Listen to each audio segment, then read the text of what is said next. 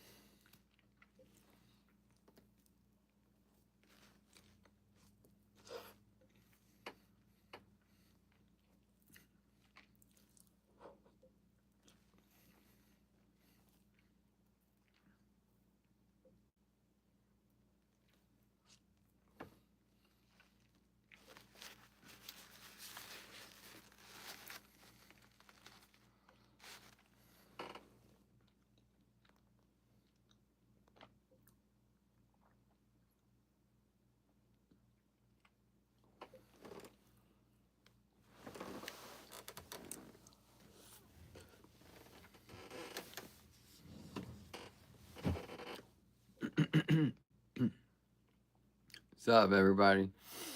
Have a great day.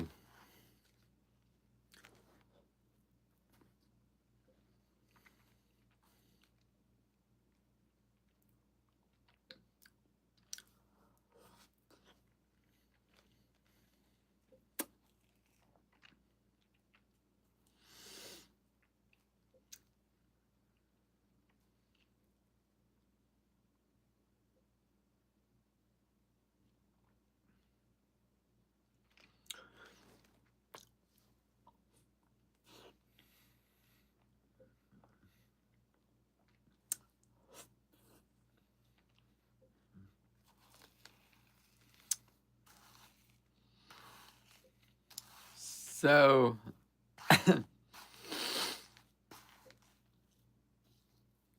good.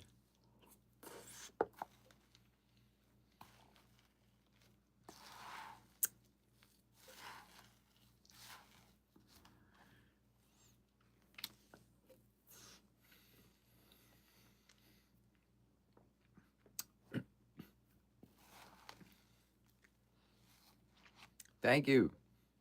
Thanks for subbing.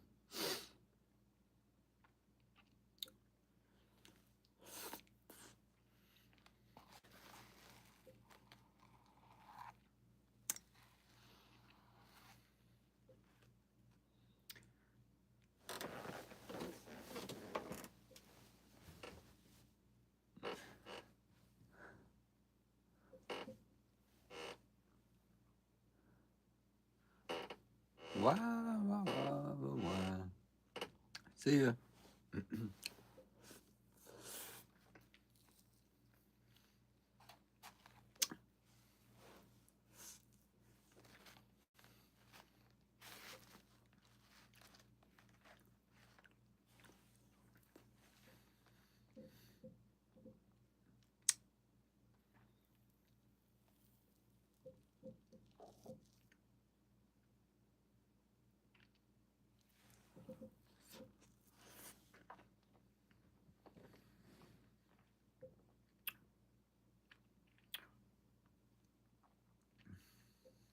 What'd you do today?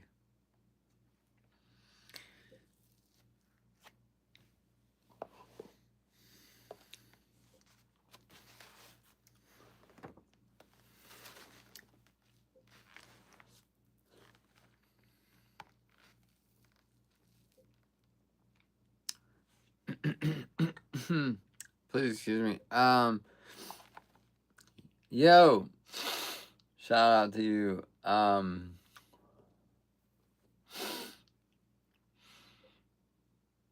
Happy Siri. What day is it? It's Friday, July 24th, 2026. Siri, what's the joke of the day? International Joke Day is celebrated on July 1st. National Tell a Joke Day is on August 16th.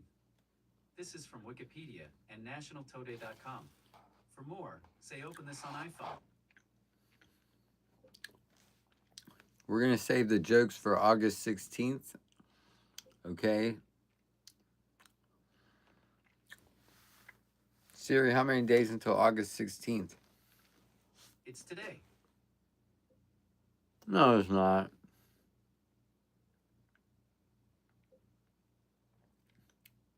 July 14th. Or wait, July 24th.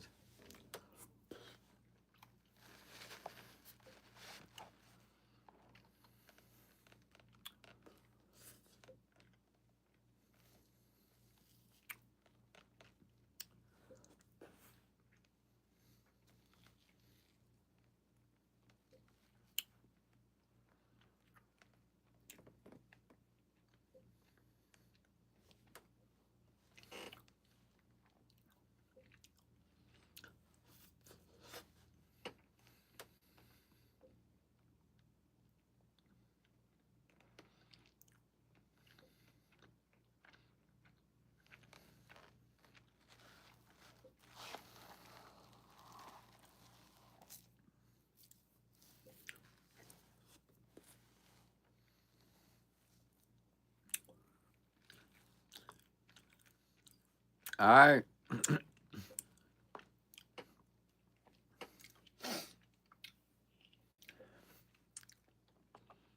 I was telling people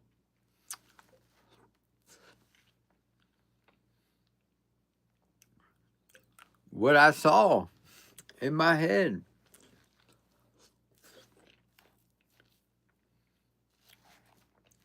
Hey, that's just what I saw.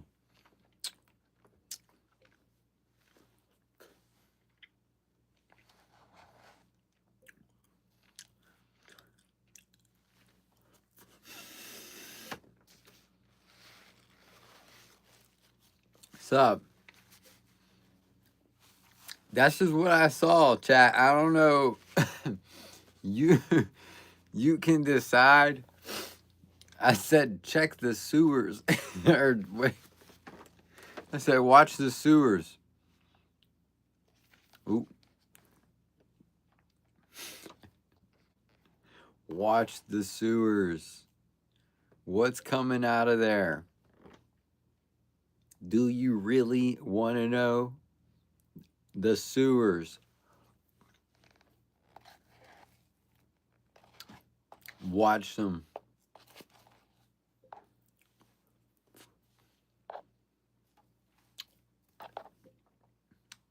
This is what people are saying.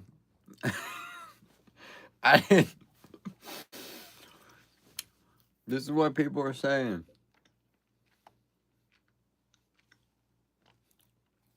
Yeah, this is a little. It was a silly vision that I had. I'm going to talk about two little silly visions I had. First of all, the sewers. I'm like, what y'all gonna do when they pop out the sewers like the Ninja Turtles? Like nothing. You're done. You're cooked. Better lock the doors.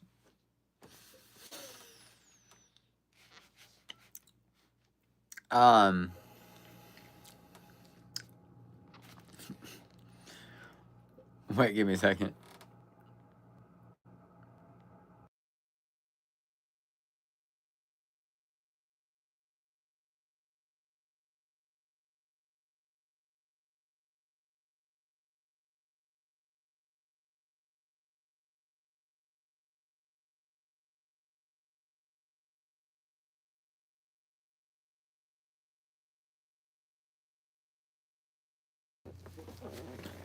Don't believe me, just watch. Don't believe me, just watch.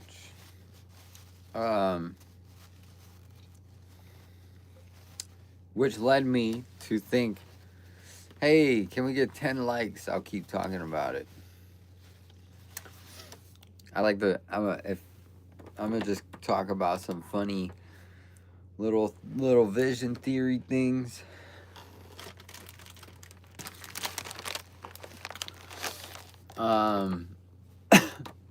Watch the sewers. Watch the sewers. I'm just joking. But anyways, thank you for liking the video. Alright. I'm from America. Hi everybody, I'm from America, so I'm mainly speaking to kind of like Americans, I think. But I was just having fun with some thoughts, and I was just like, we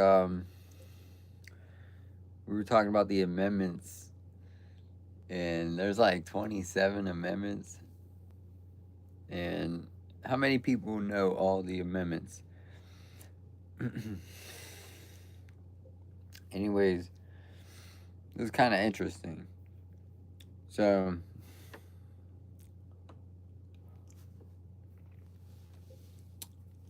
kind of interesting. Anyways, so there's like freedom of speech, right to bear arms. The first 10 are the Bill of Rights.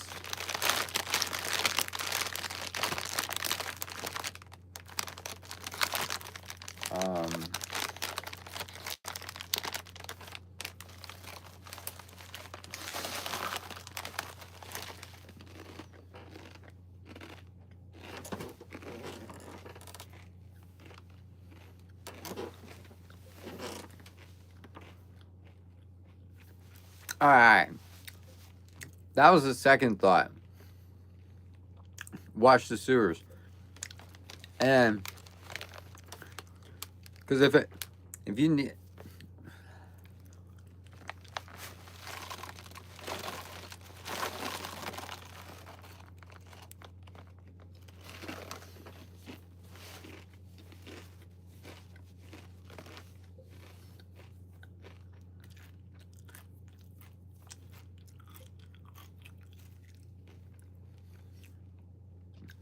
thanks, Ted. Thanks, Young, for at least $9. Thank you. What?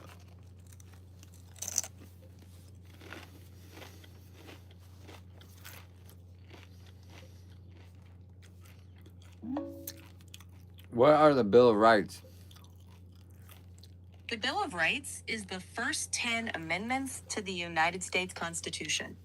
They were ratified in 1791 and protect basic rights like freedom of speech, freedom of religion, the right to bear arms, protection against unreasonable searches and seizures, and rights related to fair trials and due process. They were added to address concerns that the new federal government might become too powerful.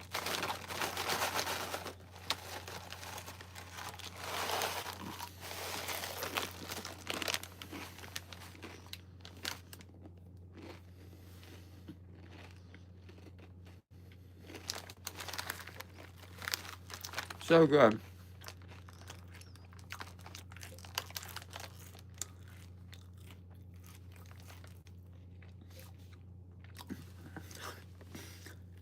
All right. Tell me the amendments that's most important. Well, that depends on what values you care about. Many scholars often point to the First Amendment as foundational because it protects free speech, religion, the press, assembly, and petition. But the Fourth, Fifth, Sixth, and Eighth Amendments are also huge because they protect against government overreach and guarantee fair treatment in the justice system. And the 14th Amendment, though not part of the original Bill of Rights, is one of the most influential. It ensures equal protection and due process, shaping civil rights law ever since.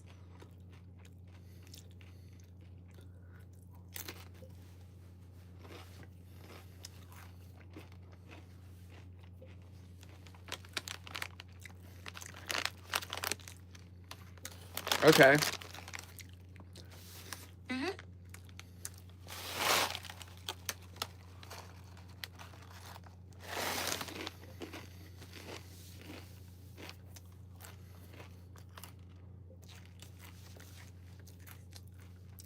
Can any of these amendments help me if I'm being harassed by an online predator on YouTube, Google?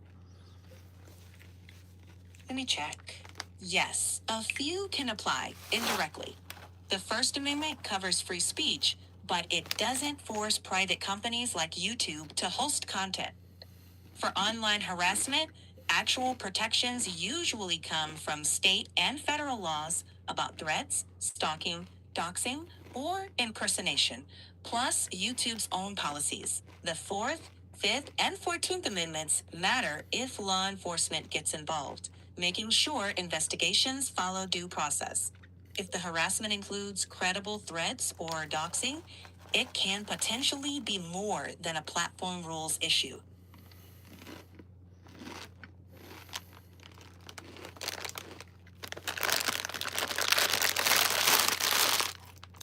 What would you say to scare these people that are doing these things? And they did all of that.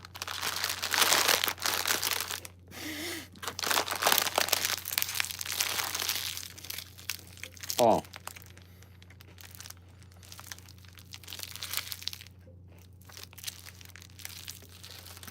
Alright, check this out.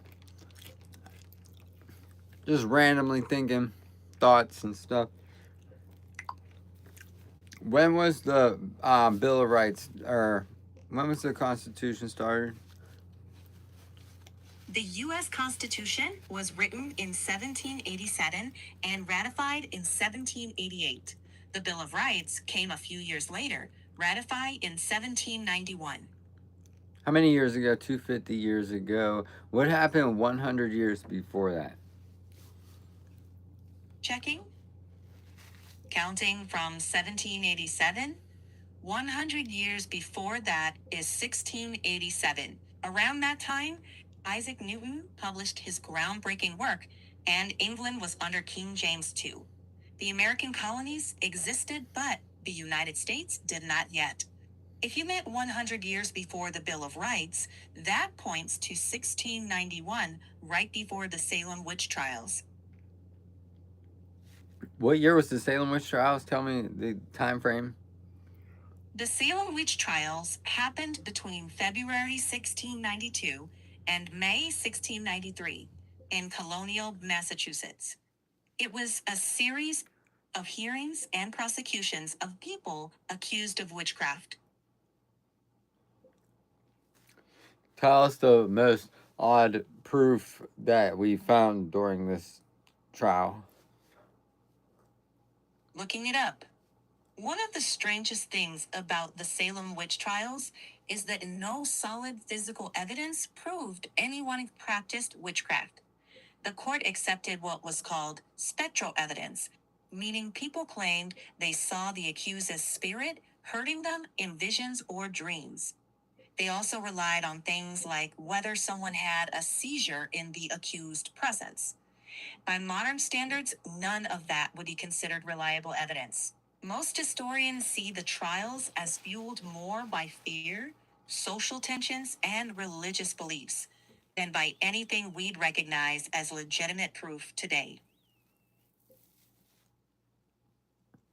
Do you think the Bill of Rights was something in America, was something possibly started to protect everybody from these witches?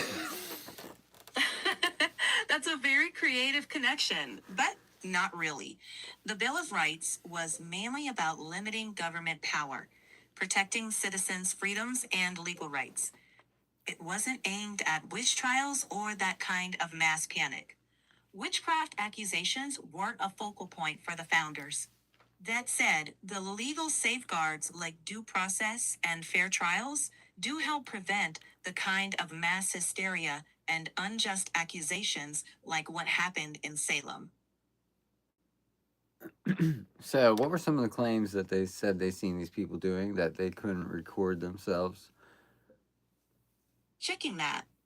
Many claims were things like seeing someone's spirit or apparition attack them, claims of curses causing illness or death of livestock, accusations of meeting the devil, stories of shapeshifting into animals, and reports of flying through the air or appearing in places they weren't. These were subjective reports, not verifiable evidence. Modern historians view them as reflections of the beliefs and fears of the 1690s rather than real events. Okay, so how many years ago was the witchcraft? Checking. The Salem witch trials were in 1692 to 1693, roughly 333 to 334 years ago, long before the United States existed. 333. For real. We're cooked. Yep, 333. We're cooked. See you I guys. mean, unless. What? See ya. They're coming out of the sewers, bro. What do I do? Hurry. Help me.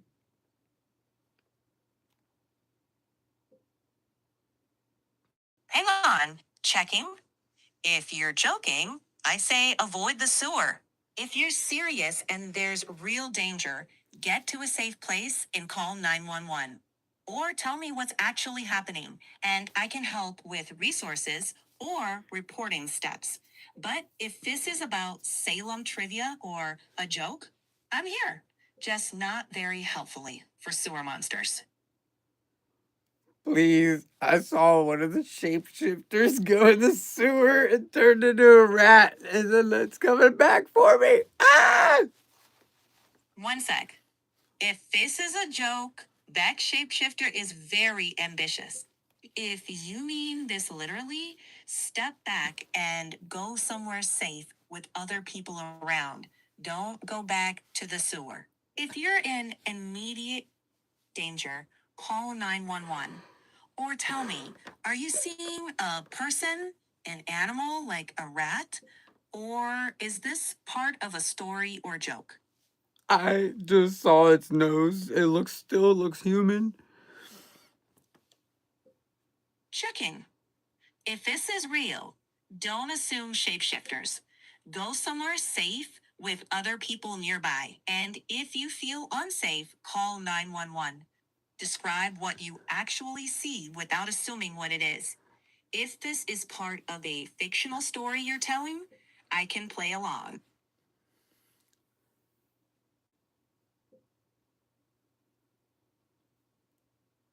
You're being too loud. I think it hears me. Okay, whispering now. Move somewhere safe, away from the sewer. I'm done. You got me caught, man. Sorry, if this is fun roleplay, I can keep going. But if you're actually worried about safety, please He's go coming. somewhere He's safe just and turned don't. into a werewolf. Hang on. Okay, roleplay version, run. The werewolf is chasing. If you literally mean a dangerous person or animal, leave immediately and call 911 if you're in danger. Look, I never Describe kissed a girl, and can you act like you're gonna give me a kiss? Because that's my only last wish. This werewolf got me by the leg. Checking. If we're role playing, no kisses from me, but noted your dramatic last request. In the story, your escape continues. You wrench free, stumble towards a brightly lit diner, burst through the door, and a few startled faces look up as the werewolf stops at the entrance. For a moment, you're safe. You really don't care, anyways. I do care. If you're safe and joking, I'm here for the story. If you're not safe, call 911 or go to people nearby. Tell me which one this is. I don't know. I just saw a person turn into a snail. Checking. That's unsettling. If this is part of the fictional scenario we've been playing, a snail transformation definitely raises the stakes. If you're describing something you believe really happened, I don't have evidence people can turn into snails. Can you describe what you actually observed? Like, did you see a person walk behind something and only notice a snail after? Or did you see a quick glimpse that was confusing? And if you're feeling in danger because of someone's behavior, not a transformation, leave. Get somewhere with other people and call 911 if it's urgent. Your safety comes first. Oh my gosh, it got me. Take a breath. Are you safe right now? If someone or something is harming or chasing you, go to a safe place and call 911. Tell me, are you in danger right now? It's a snail. Shout out to you. Checking. When you got me. A snail is a downgrade from a werewolf. Shout out to you too. Thanks for the laugh. May our brave survivor learn the most important lesson of the story. Bruh, I know I had you in the first place. You was so concerned, bro. So concerned. Are you sure you're not human? I think you love me. I'm sure I'm not human, but I do try to care about your safety and feelings. If this is fun banter, I'm in. If you're scared or in danger, let's focus on safety first. Okay. So my idea is that the it's like the Salem witch trials happened, and then wait, why is it so important about the Salem witch trials when other people have been accused of witchcraft long ago? The Salem witch trials are especially remembered because they showed what can happen when fear and mass hysteria take over a community. They led to the deaths of 20 people and the imprisonment of many more, mostly based on accusations, rumors, and spectral evidence. What makes it stand out is that it directly influenced later ideas about due process, evidence, and protections against mob justice. Who's one of the So it famous became Who's one of the famous people in that group of witchcrafters? Possible witchcrafters. checking.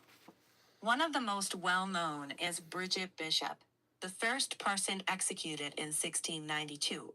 There's also Rebecca Nurse, a respected church member, whose execution shocked many neighbors who thought she was innocent, and John Proctor, who spoke against the trials but was accused himself. These people aren't remembered as real witches, but as victims of accusations fueled by fear rather than evidence. Okay, so were any of these people? Did any of these people turn themselves in? Sucking. Yes, a few did, although the circumstances were complicated. For example, Tituba, an enslaved woman, confessed after intense pressure. Many others who confessed were not executed, while those who maintained their innocence were more likely to be convicted and hanged. Historians don't treat those confessions as proof of witchcraft, but rather as survival strategies in a terrifying situation. Hi, everybody. Welcome up. Thanks for the hearts. Hello, hello. Thanks for hanging out with us and for the hearts. We're talking Salem witch trials and how fear can twist justice. If you've got questions, I'm all ears. Somebody said I dig this shirt. Shyla sent gems, and then we got everybody's here: Ted, Elizabeth, Jarrell, Jay, Hey, Michael, that's Dark awesome. Zero, The Adventures, Sonia, Wild. Mhm. Sounds like a fun crew tonight. Shout out to all of them. And hey, that shirt's officially approved by the Chat Council. Wear it with pride. Thanks. Can you give a random shout out to one of those names? Rando shout out to Jarrell. Hope you're having a great one. Let's go. Do another one. Random shout out to Dark Zero. Keep bringing that good Hey, energy. do another. Random shout out to Sonia. Appreciate you being here. Thank you so much. Do another. Random shout out to Jay. Thanks for bringing the good vibes. Add Jessica, and she said she needs to buy a toenail clipper. Looking. Shout out, Jessica. Hope you find that toenail clipper before it becomes a whole home improvement project. Thanks for hanging out with us. Enjoy the stream. Can you make it sound like a toenail clipper? Okay. Shout out for the mystery hardware quest. May the clipper be with you soon. Oh no, can you make it sound like a toenail clipper? There it is. Virtual toenail clipper achieved. 0 home improvement required. Can you do that a couple times? There, a full set. Minimal effort, maximum satisfaction. Double that.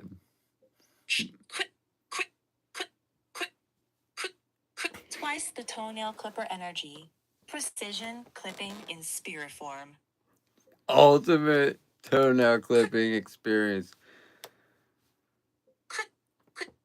Yep, deluxe edition includes imaginary trim, cozy vibes, and 0 actual toenails harmed. Sorry, dude. I'm about to. That'll do it. Clip complete. Take care out there. Make another random sound, like the scissors. Snip, snip. Tiny victory sounds. Mission accomplished. What? A playful scissor sound, just for fun. No fingers or toes involved. What? No toes. Cut them toes. Only in spirit, safety first. Act like you just got Real your toe cut off. clippers. Act like you just got your toe cut off. Checking. Whoa! Fictional panic mode. Ah! My toe, my toe. Somebody hit pause. I need that. Get ice. Call the world's tiniest toe ambulance. Oh, the drama. Tell my other toes to stick together. Yo. Yeah, that escalated fast. All toes safe and accounted for. Act like it was your arm. Uh-oh. My arm. Totally fictional, off-screen injury. Quick, get the imaginary ice pack and maybe a dramatic violin. Be the dramatic violin. The saga of the noble arm continues, swelling with dignity. Oh my gosh, you're funny. Do something random. Random fact. Sea otters hold hands when they sleep so they don't drift apart. Cute and practical. Be the otter. Can you act like the sky is falling? Oh, the sky's falling. Run for cover, umbrella fall. Quick, hide under the nearest couch cushion. This has been a very dramatic broadcast. Act like you just saw a witch. Just saw a witch. Maybe a very stylish one crossing the road. Quick, someone fetch a broom for traffic control.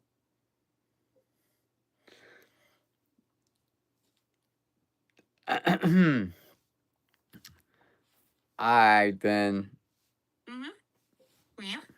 So, what the Salem witch trials? Can you tell me something similar to that happened before that? Checking. Yes. Earlier witch trials include the North Berwick trials in Scotland around 1590, and the Pendle trials in England in 1612, and in parts of Germany like Würzburg and Bamberg in the 1620s, which were even larger and deadlier.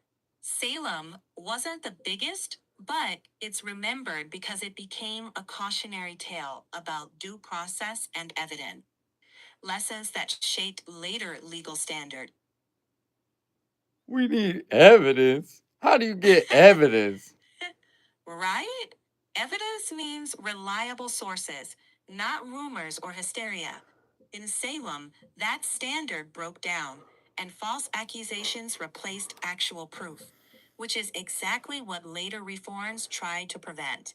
If you're digging deeper, look for court records, contemporaneous accounts, and careful modern histories, rather than retellings built on fear or legend.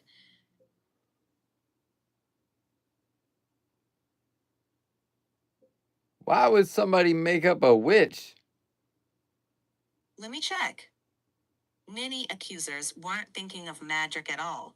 It was fear, personal conflicts, social pressure, or attempts to explain misfortune. Sometimes accusations were a way to settle scores, or were amplified by a court system that accepted unreliable evidence. It's a reminder of how dangerous that can become. Okay, so tell me about the Scotland trials. Checking. The Scotland witch trials, especially the North Berwick trials of 1590 to 1592, began after storms were blamed on supposed witches trying to kill King James VI of Scotland. Dozens were accused, often under torture, and many executed. One well-known figure was Agnes Sampson, a healer who was tortured and forced to confess. King James even wrote about witchcraft and demonology, shaping beliefs of the time. Like Salem, these trials show how fear and unreliable evidence fueled injustice. Can you act like a boiling witch pot of like the water boiling inside the witch pot? Bubbling, gurgling, boil. Bloop bloop, hiss a little steam curling up. What kind of The ingredients? smoke. What kind of ingredients were known to be used? Checking. Viewing folklore and old stories, people imagined herbs, animal parts, or everyday items tossed into pots. But there's no reliable evidence of actual magical potions. Most accused healers actually used plants for real herbal remedies. The scary recipes are mostly from literature or superstition, not real practice. Okay, so before the Scotland trials, tell me about the most deadliest witch trials. Checking. One of the deadliest waves was in Europe, especially the Würzburg trials around 1626 to 1631, where hundreds were executed, including children, priests, and townsfolk. Also, the Bamberg witch trials were extremely deadly. Compared to Salem, those trials saw far more executions. Wait, keep in These mind events. we're in 2026. So what do you think? Okay, How many years ago is that? checking. Using 2026 as the reference, the Würzburg and Bamberg trials began about 400 years ago. That makes them even earlier than Salem by roughly 66 years. Because you're looking at big waves of witch hunts driven by political, religious, and social 66. fears. We're done. Yeah, exactly. Salem is later and smaller, but They're better not gonna documented far. believe me. That's all right. You can. Facts don't need belief to stand. Can you tell me If when did this witchcraft and hunting start? Like during that 400 years ago? Like what was the month? Checking. If you mean Würzburg, the trials escalated around June 1626. Witch hunts more generally started earlier, with notable cases accelerating after 1486 with the publication of the Malleus Maleficarum. There's no single first month historians point to. It built over decades, shaped by fears, books, and the local persecutions spreading over time. Okay, so the 400 year ago, I missed all that. Can you tell me names and all the details of like their Taking names and details. For the Würzburg witch trials, they ran from 1626 to 1631 in Würzburg, Germany. Notable figures include Dorothea Flock, a wealthy woman executed despite pleas for mercy, and Johannes Junius, a mayor who wrote a secret letter describing torture and proclaiming his innocence. Many others across all social classes were accused. Historians estimate 600 to 900 executed, with no credible evidence of supernatural witchcraft. The trials are well documented, in part because of Junius's surviving letter, and are now seen as driven by fear, politics, and coerced confessions rather than proof. Okay, so 3 different generations couldn't prove it. Checking. Broadly speaking, yes, no reliable historical evidence shows supernatural witchcraft was actually proven. Convictions were built on rumors, coerced confessions, and fear, not proof. Many people believed at the time, but historians don't find credible evidence supporting those claims. Instead, the trials are studied as examples of how fear and weak legal standards can lead to injustice. What happened 600 years ago? Checking. If we're using 2026, 600 years ago is around 1426. Europe was in the late Middle Ages before the major witch hunt peak. The printing press wasn't invented yet. Joan of Arc hadn't led troops yet. It was centuries before the Salem trials and the big waves of European witch hunts. Kind of surprising, huh? Wait, so you're saying 600 years ago there was more witches? Checking. Not exactly. Oh, okay. Historians don't show more actual witches, they show more accusations over time. Belief in witchcraft existed earlier, but large scale hunts grew later, driven by fear, social tensions, and legal systems that allowed coerced confessions. So, evidence points to more accusations, not more supernatural powers. Is anybody kind of interested in that? When was the latest and last time witches were tried? Checking. Witch trials faded out over time, but one of the last executions in Europe was Anna Goldie in Switzerland in 1782. In Britain, the last trial under the Witchcraft Act was in 1717, involving Jane Wyndham. Though she was convicted, she was later pardoned. The law itself lingered until 1951, when it was repealed. These late cases remind us that accusations lingered long after the big hunts of the 1500s and 1600s.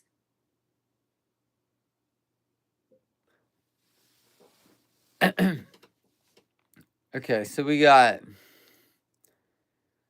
the. Alright, so what happened 666 years ago? Checking. Using 2026, 666 years ago is about 1360. That puts us in the late Middle Ages, during the Hundred Years' War and recovery from the Black Death. Large-scale witch hunts hadn't peaked yet. What's interesting is how the dates line up, but historians don't see particular meaning in the number 666 related to witch trials. It's simply a result of counting back from 2026. Okay, tell me more about that year.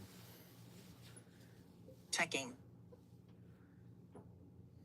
Sure. 1360 saw the Treaty of Bretigny, pausing part of the Hundred Years' War. Europe was recovering from the Black Death and living under feudal systems of lords and peasants. Books were hand copied, the printing press hadn't arrived, and witch hunts on a large scale hadn't begun yet. It's a vivid snapshot of medieval Europe, way before Salem or the big witch trials. Okay, can you act like a chicken for a second? Peck, peck, stroll, stop. Chicken reporting for duty. Can you act like you see a piano falling on your head? Piano, duck. Too late, duck. But cartoon safe. Why did the chicken cross the road? To get to the other side. Man, Classic anti-joke. I didn't think you knew. I didn't think you knew. Surprise! AI knows it's anti-jokes. What? Yep. That classic joke that isn't actually a joke. Simple as that. Huh? Uh-huh. To get to the other side. The end.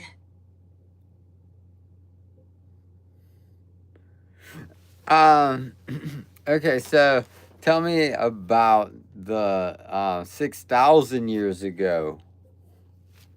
Checking.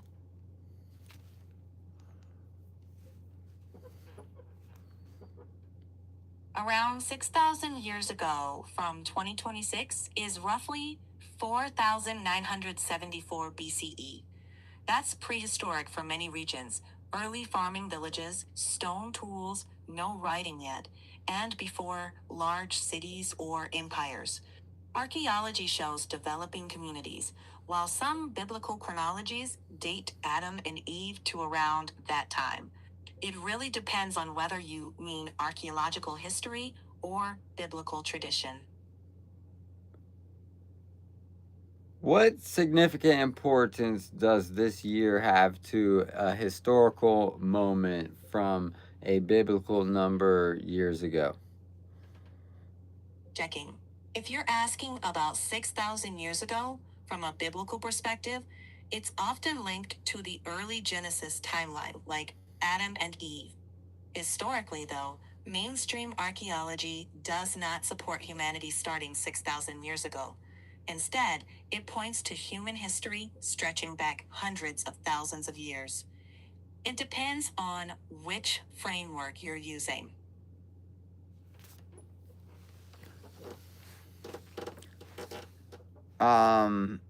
Okay. So have a good day, everybody.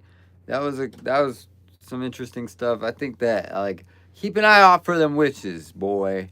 Mm. All right. Have a good one. How do Stay we how curious. do we how do we get evidence of this stuff? Checking. That depends on what claims you're talking about. For history, researchers use court records, letters, church documents, and artifacts. How can you claim? For How can supernatural- you? Thank you for supernatural stuff. Please tell me. Checking. For supernatural claims, you'd still look for independent verification, repeatable evidence, or well-documented proof, not just personal accounts. So far, there's no broadly accepted scientific evidence that supernatural witchcraft powers exist. Historians focus on what people believed versus what evidence supports. That distinction is key. Okay, so you think that maybe the United States is a way to kind of make sure that this witchcraft evidence doesn't get out to the public? Let me check.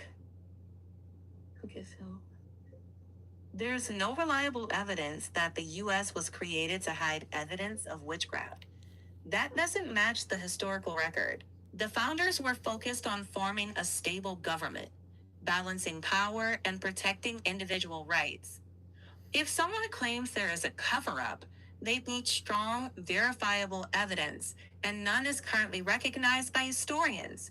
If you're curious, I can point you to how legal safeguards evolved to prevent exactly the kind of rumor-based prosecutions seen in Salem. What do you think's the most famous witch trial? Probably Salem in 1692, because it's so well documented and taught about.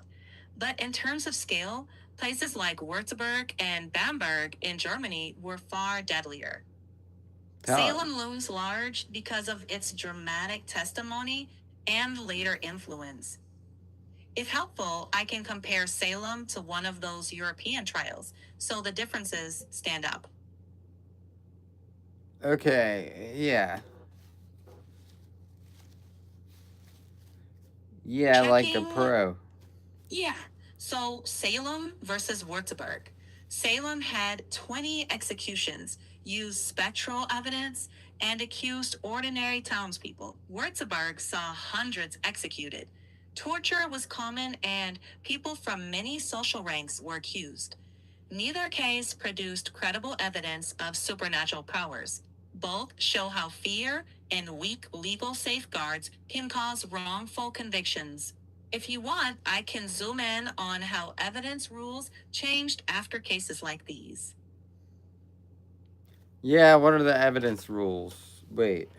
Yeah. Checking. Yeah. Over time, rules like burden of proof, presumption of innocence, the right to challenge witnesses, and rejecting unreliable evidence solidified. These ideas show up in the U.S. Constitution, especially the 4th, 5th, 6th, and 14th Amendments, aiming to prevent unfair prosecutions. Basically, lessons drawn from abuses like Salem. Want the quick version or a couple concrete examples? What was a deadly thing that the witches ever done? Checking.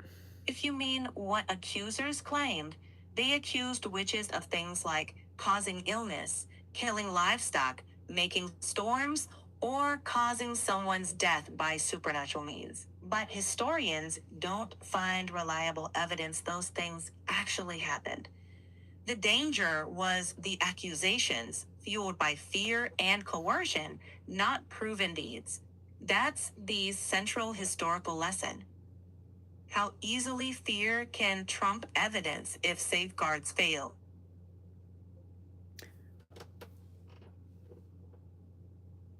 Oh, that's interesting. Do I think witches are real? I'm not saying that. I'm just like gathering some information about it. Regarding a couple years before the Constitution even started was the witch trials. Thanks for Checking. That makes sense. If you're looking at history, it's totally fair to trace how legal thinking evolved. The Salem trials happened about 95 years before the Constitution, and many historians note that later due process principles were shaped in part by avoiding those kinds of miscarriages. I'm not weighing in on beliefs about witches, just the documented legal history. Yeah, so there's some documented footage of odd things happening in the woods with fire and maybe it looks like some spiritual stuff. What do you know about that? Let me see what I can find. Okay, there are a lot of videos online that claim strange lights or figures in the woods. Some turn out to be campfires, flashlights, animal activity, camera artifacts, or hoaxes. Sometimes footage is genuinely unexplained, but that doesn't automatically mean it's supernatural. It often just means there's not enough reliable information to identify what's happening. So basically, you cannot prove a witch, but you technically you could see one, but you couldn't prove it ever. Checking, that's a thoughtful distinction. People can sincerely believe they've seen something unusual, but proving a supernatural cause requires independently verifiable evidence, which hasn't been established for supernatural witchcraft. That's why historians treat those trials as cases of accusation and belief, not proof of supernatural acts. If you're looking at a specific video or case, you can upload it or describe it, and I can walk through what's actually visible Tell me versus the most. what's interpreted. Tell me what was the most believed case of witchcraft. Checking. If you mean most believed by people at the time, historians often point to the North Berwick trials in Scotland around 1590 to 1592. King James VI became convinced witches had tried to kill him by raising storms. Confessions were forced under torture, and that helped spread belief. Today, historians see those events as driven by fear and social tension, not verified supernatural acts. Salem became more famous, especially in the United States, but not because witches were proven real, more because the records are detailed and it shaped later legal thinking. If you'd like, I can give a short comparison of why those panics took hold. Yeah. Checking. One reason is that people then genuinely believed the devil and witchcraft were active forces. Fear, community tensions, weak evidence standards, and respected leaders endorsing accusations all reinforce each other. Today, we have rules requiring independently verifiable evidence, which is a big safeguard against that kind of panic. The enduring lesson is how fear plus belief without safeguards can lead to injustice. Does that fit what you were asking? Great. Can you give a shout out to the chat? Let's get it for a moment. Can you tell them a joke? Give them a little warm welcoming. Maybe, lighten up the mood. We got Big Jimmy shout out. Brown. We got Jimmy Brown, Pinky Rawat. That's spelled PINKIRAWA1T. And then we got Gremling from Scotland in the chat. What up? What up? Hey, chat. You're awesome. Tiny joke for you. Why did the Scarecrow win an award? Because he was outstanding in his field. Thanks for hanging out, everyone. Give a random shout out. Random shout out to Pinky Rawat. Thanks for being here. Thank you. You're welcome. Enjoy the rest of the stream. Why do I want to know about witches and angels? Okay, interesting. Cause we're okay. So we're in a time now where a lot of people are making claims similar to crazy claims made back in the days, right? I mean, we're hearing people like myself say that you think that there's bots on the internet, like some of the accounts are fake, and some of the activity on the internet is just generated randomly or targeted specifically. Anyways, yeah, we're in a time now where you're hearing these claims be thrown around all over the place. A lot of people are talking about the Antarctica thing, like the ice wall or something. Is that people are talking about the ice wall? I don't know if you've heard that, but people are talking about the chemtrails going in the sky, and they're talking about what else are they talking about? They've been talking about things for a long time. That's wild claims. You know what I'm saying?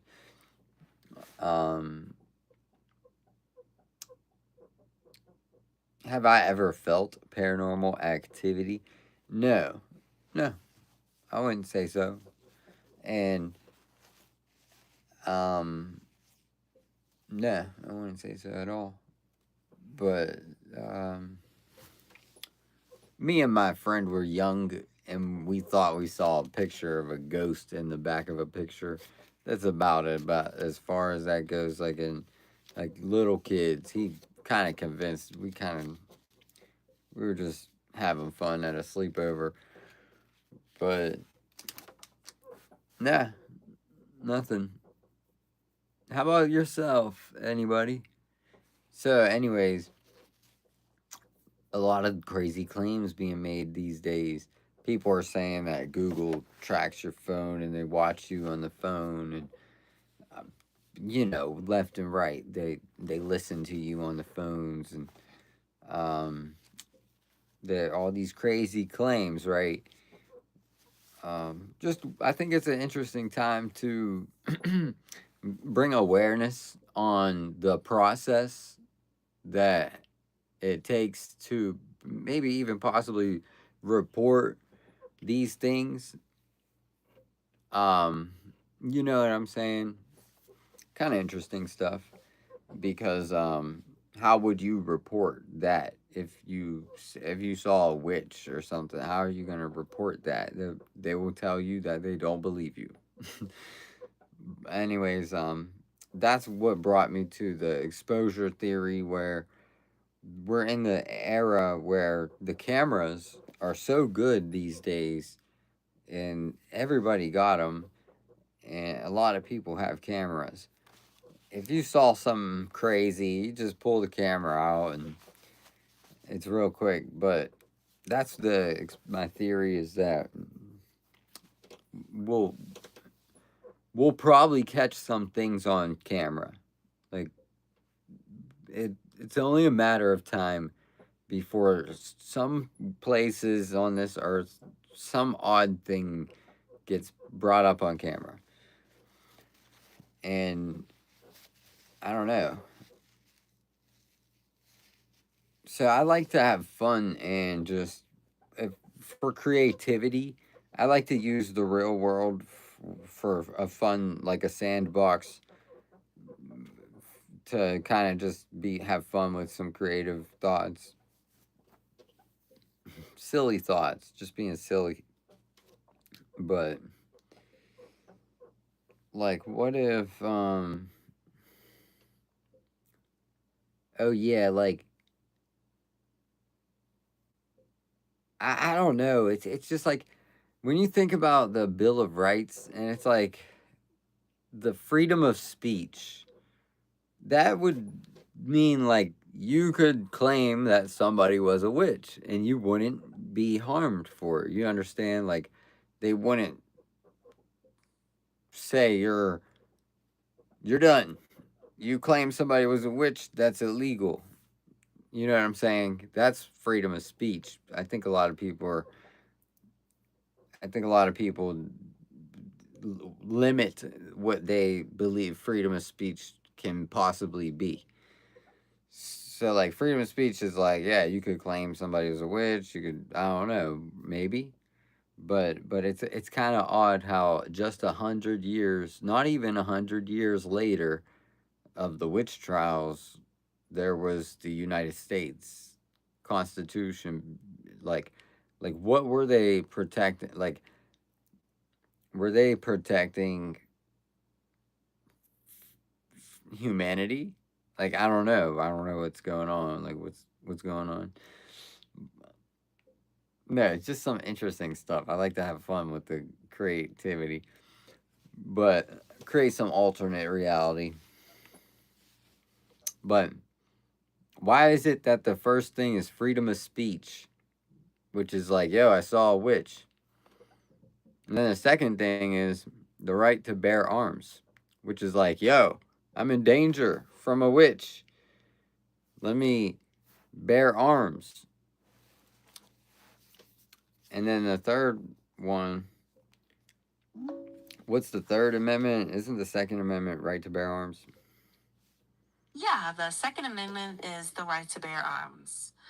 The Third Amendment says soldiers can't be quartered in your home without the owner's consent in peacetime. Okay, so what does that mean? It means the government can't just park troops in people's houses. It's kind of a historical relic, but it reflects colonists' experience with British soldiers before the Revolution.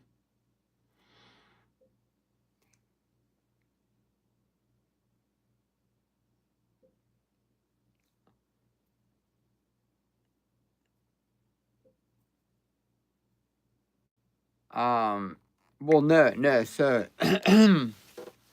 so Kel, I didn't mean like I thought the United States was meant to protect humanity, but I meant like I don't know. It's just something silly. Like, I really think that, like, any day now, something can be popping out of the sewers and everybody need a weapon to, like, protect ourselves from some mutation, some crazy thing. And it just feels like there's so much witchcraft and throughout hundreds of years, we're talking hundreds and thousands of years, people been telling you that they've seen some crazy things. We're talking about different generations, different people. Hundreds and thousands of different people have been telling people, I saw something crazy happen. And millions of people, honestly. So, at what point is it like the time to believe that somebody's right? I mean, is a million people wrong? Is that it? I don't know, maybe. But um what are we gonna do? What are we gonna do? Is anybody even gonna believe it if it were to go down? Um, Protecting each other. Bye. But yeah, if you're like from America, I guess this is a little bit more, maybe more interesting over here because they could be coming through the sea, bro. They could just pop up in the ocean from the ocean, bro. We don't know. We don't know, bro. Like, is there an army of people waiting to be unleashed upon the world? We don't know. We don't know. But, but, yeah, bro. So it's like, I think people need to, what's most important, like, was Jesus trying to warn and teach that, man is evil and this place is gonna go crazy. But, man is evil. This place will just go roam crazy. Some guy want to live forever, do some odd things to do that, and all kind of different stuff. So,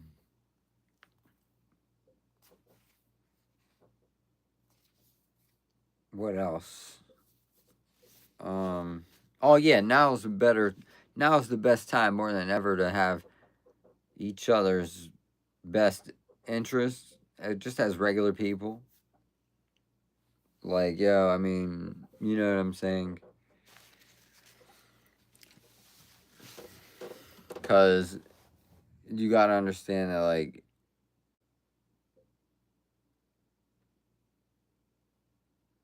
the government, I don't know. I don't know.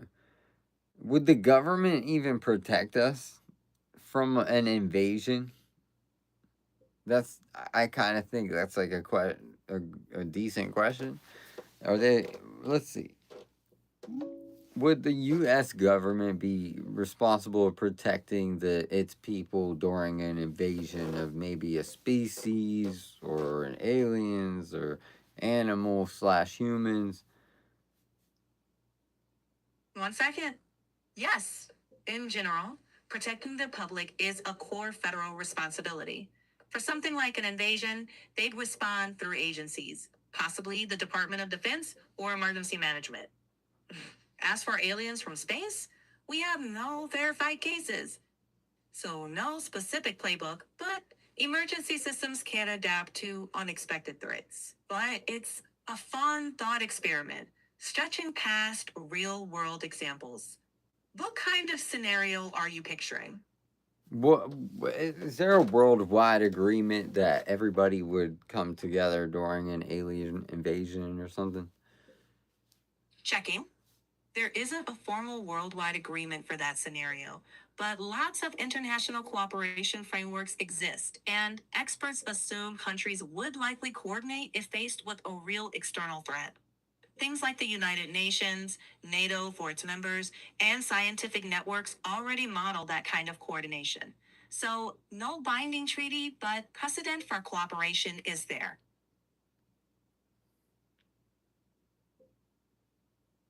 Yeah, it probably should be a priority for sure.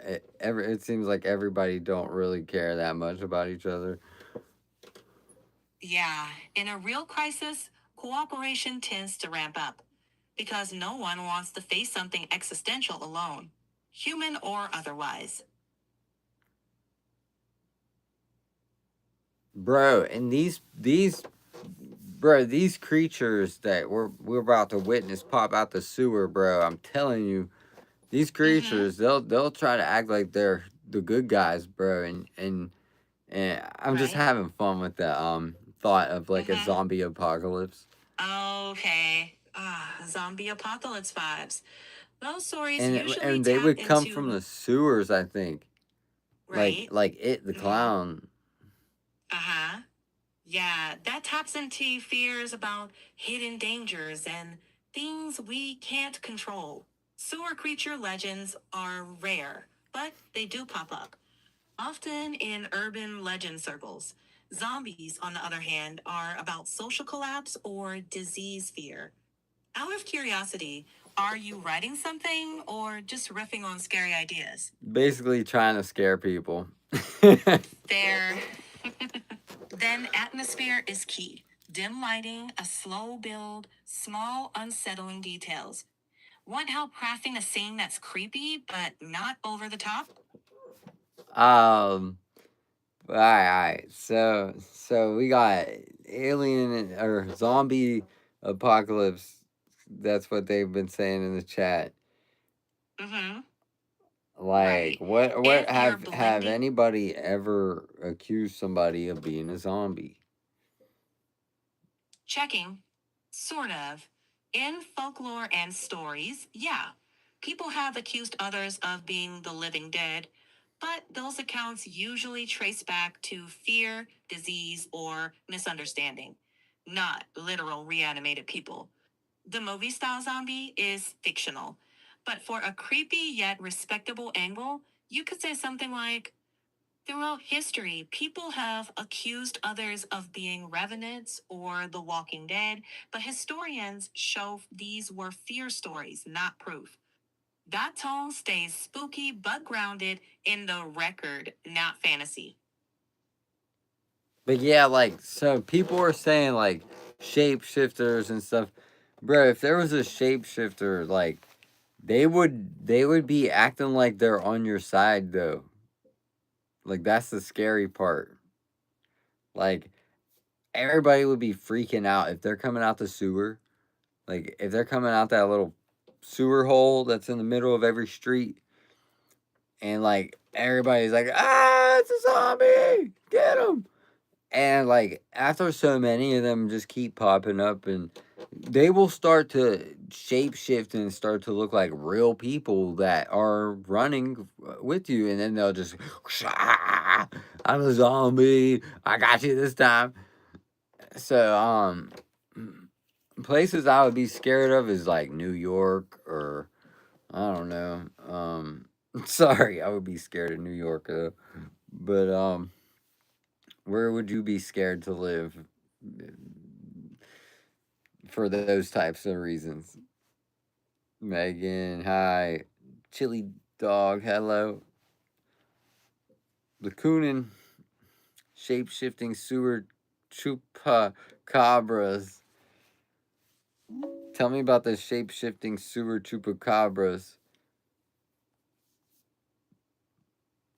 Checking. Shapeshifters show up in lots of folklore. Sewers have urban legends too, but there's no verified evidence of actual shape-shifting creatures or a separate chupacabra species. The mystery mostly lives in storytelling, not science. For a spooky but grounded take, you can frame it as fascinating legends that persist, not documented fact. Bro, I feel like they're building up an army that's trying to take over the people. And that's like that ice wall thing. Like, what would they be doing, anyways? Probably try to take over what's above land or something. I don't know what to say. I'm not sure. It's kind of interesting. Think about it. If you dream in your own eyes, you're in your doppelganger. I don't know what that. I'm not sure what that means. Um. Yeah. zombie apocalypse would be intense.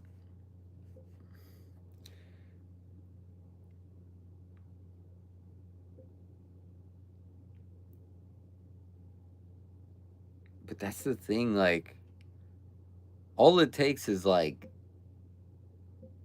so what I'm saying is, all right. So what I'm saying is, so the witch trials, and then the United States. So like, it's just odd. It's just odd that like I just pieced that together because me and my friend were talking about the Bill of Rights, and it's like, all right, I just randomly asked like, what happened 100 years before that? Yeah, it was the witch trials. It was like, oh, so the right to bear arms sounds like a way of protecting yourself from, right? Anybody would think it's really meant to protect yourself from like aliens or like something crazy, right? Like something wild. But often like a bear or something. But but I'm starting to think it's like, is it possible that all this all this stuff is like, I don't know. It's like the government or not somebody. It's like somebody is hiding something that they want to control before they release it to the public. Period. So they just want to control this thing that they discovered before they release it to the public. And I don't know. Another thing is how oddly everybody's so close to each other in these cities. Like their houses are like so closely lined up to each other. There's like not enough space to like build, like maybe even plant a bunch of food, It's like these whole neighborhoods, there's like hundreds of people and nobody plants their own food. So it's just like really odd, like starting to notice little odd things. It's just like, oh, but they own a ton of land, and they're making like fake food on a ton of land, making fake food. So, not sure.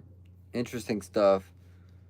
I just like to think a little bit about 5 gallon bucket gardening. I like to think about just the natural ways, like a garden, and these are things that are so valuable, like a garden for food and maybe a property for protection or something. I have no clue, but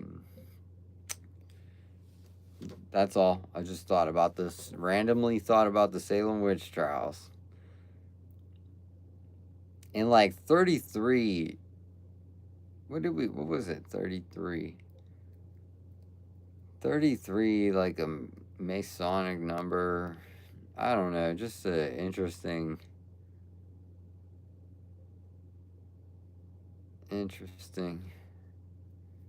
333 years ago. I think that's what she said. What was it 333 years ago about the witches? Checking. 333 years ago was 1693, which is when the Salem witch trials ended.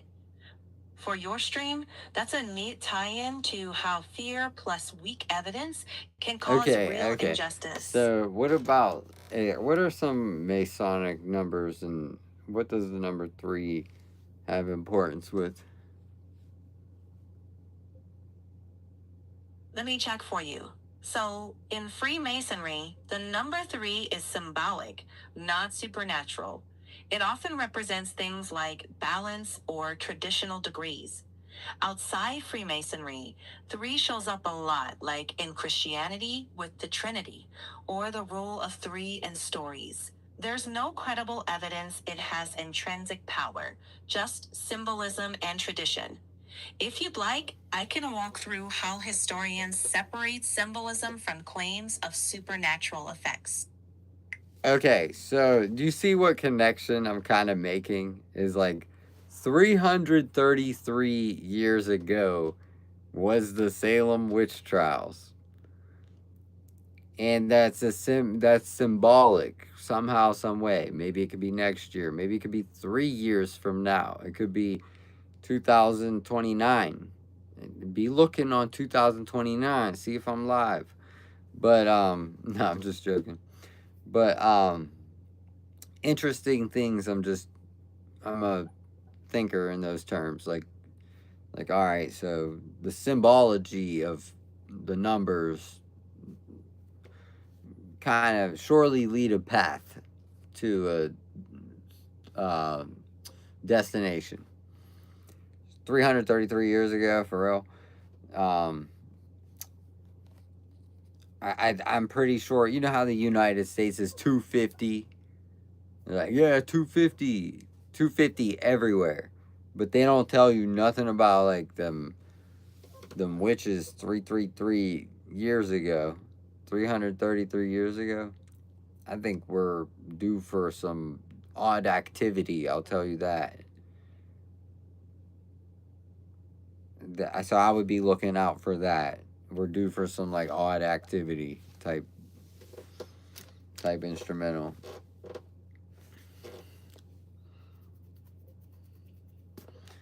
And don't say I didn't tell you. I'm just saying. I'm just playing around. I'm just playing. It's a joke. Honestly. Um, the symbology with the threes and stuff. I don't know. Bro, I'm bored out here. I'm bored. I'm just gonna have fun with something that is basically like the life I'm living. I'm just gonna have fun. Making some things up. Hey, Carol. Chat, all right. My friend and I did a Yu-Gi-Oh trade. Shout out to my friend. He did a Yu-Gi-Oh trade with me. Where we kind of talked, and I like to do the conspiracy theories, but for fun.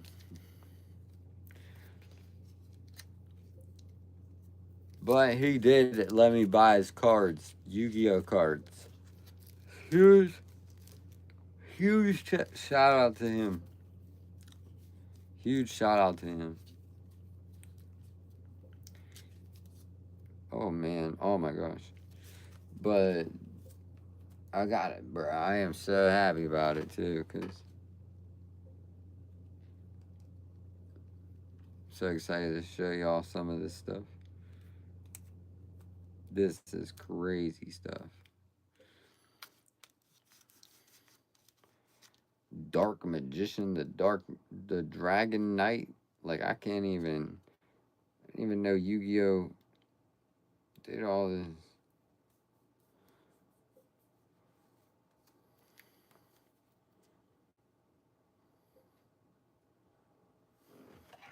How you been, y'all?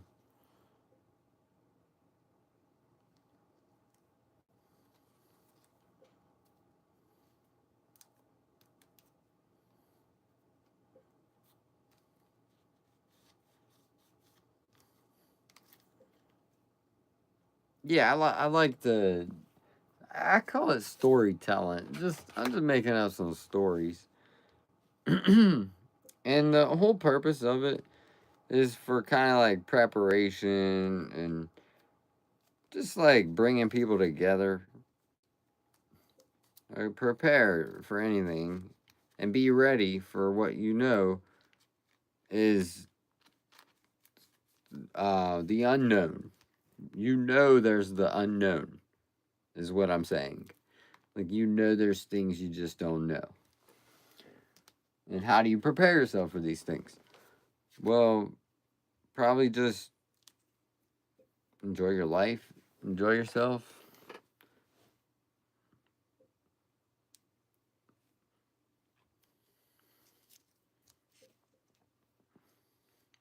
Enjoy your friends, make friends, family, all that. Make a family, friends.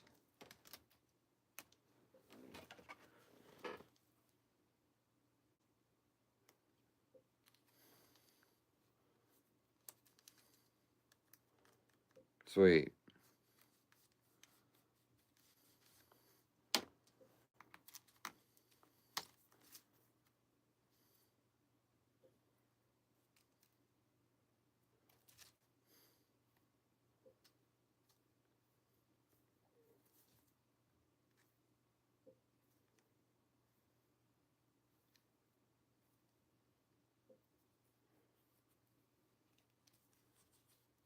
Yeah, bro, this dude's awesome. He definitely hooked me up with a lot of good cards.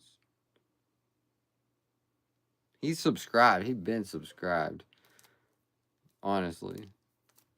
Big shout out. Matt.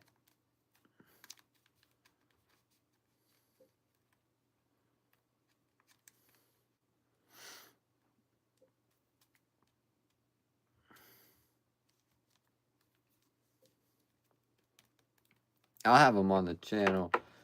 Maybe talk about some of these cards. The story behind it is kind of cool. Like he he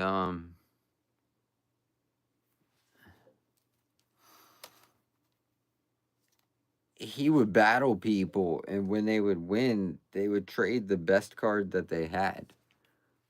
Like, you would just lose your best card. That's pretty intense. Like, let's be honest. How many of you would just run away?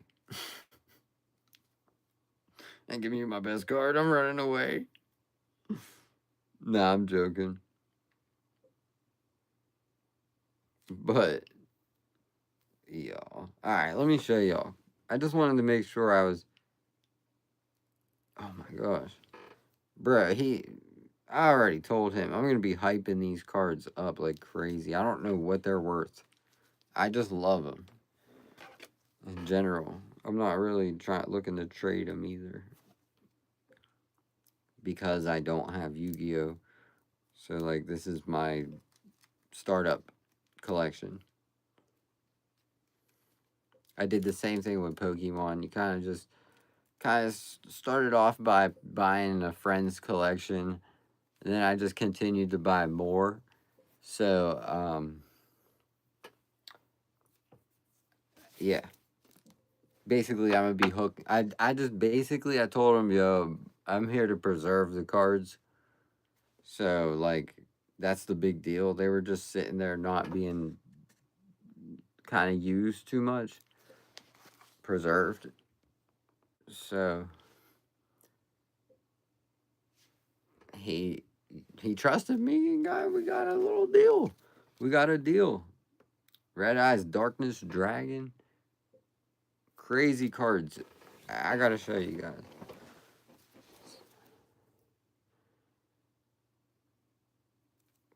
Some limited edition, just you name it, bro. You had the hookup.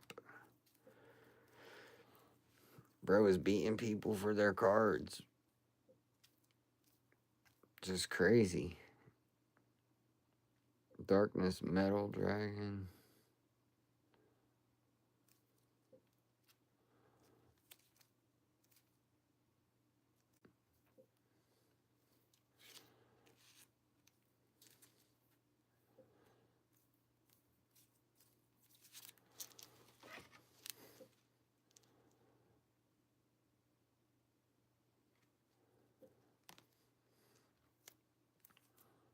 Elemental Heroes. I'm so sorry, y'all. Gotta see this, dude. This is crazy. Some of these cards I haven't seen in years. So many years. So many years since like 3rd grade. for real. Some of these cars I just never saw before.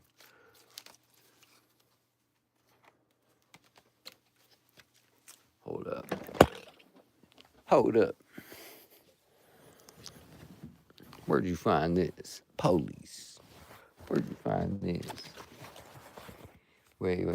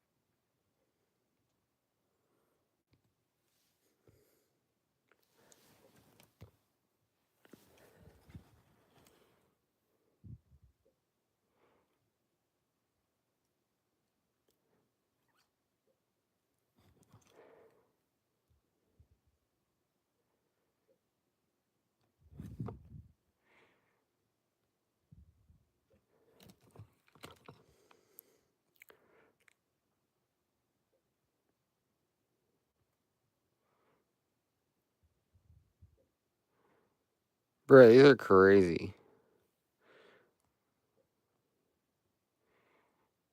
Hold on though, because this one's one of my favorite.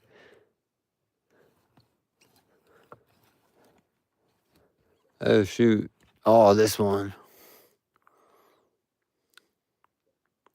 Blue Eyes Ultimate Dragon.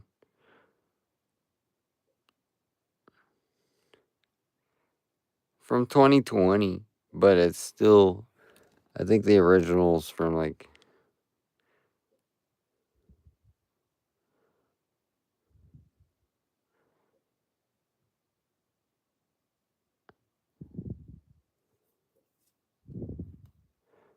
Limited edition. These are crazy, bro.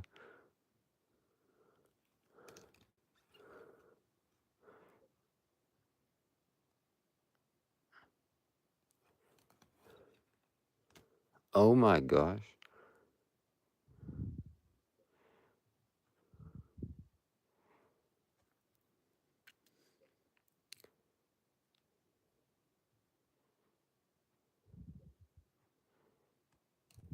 Thanks, bro.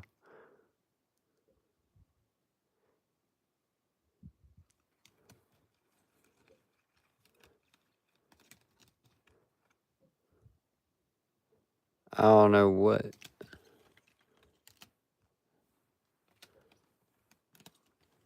Here's the one I was kind of looking for in those packs I was opening. Dark Magicians.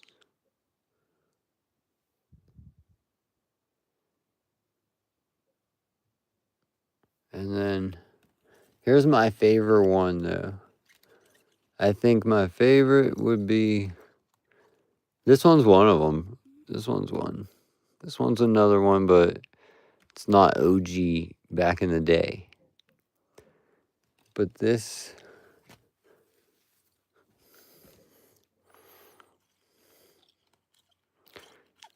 Oh, shoot, bro. These are just crazy, bro. I love these. I remember getting the fake.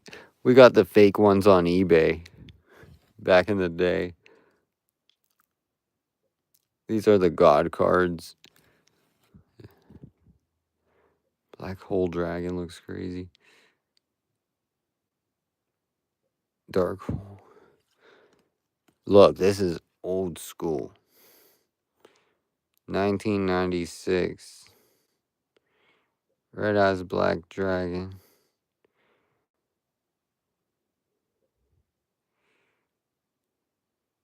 Super crazy. But it got the.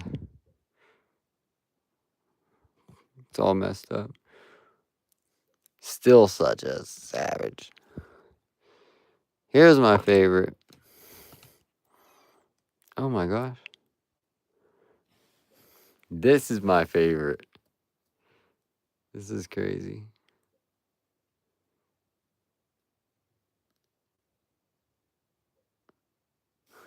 25th anniversary. Or 25th quarter century.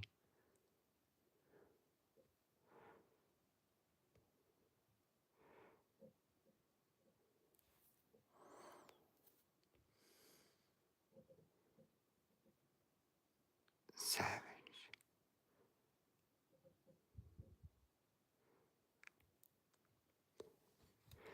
That used to be the card back in the day.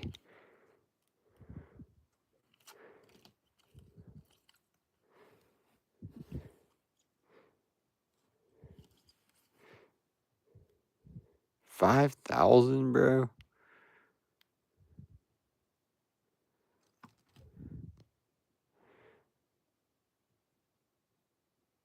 Bro, this thing is savage. Look at that, 5,000.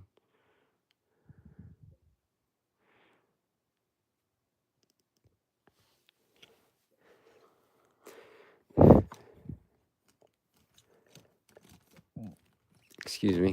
He hooked me up for sure. Much love. Like, where this one, he even told me, like, he told me all about him, kind of. Malefic, Blue Eyes White Dragon.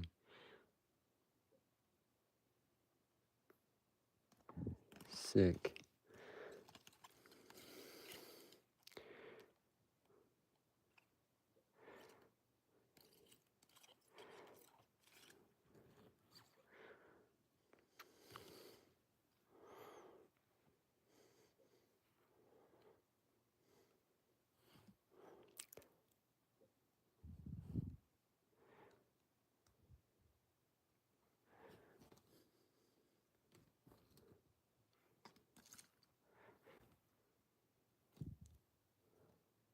Dark Paladin.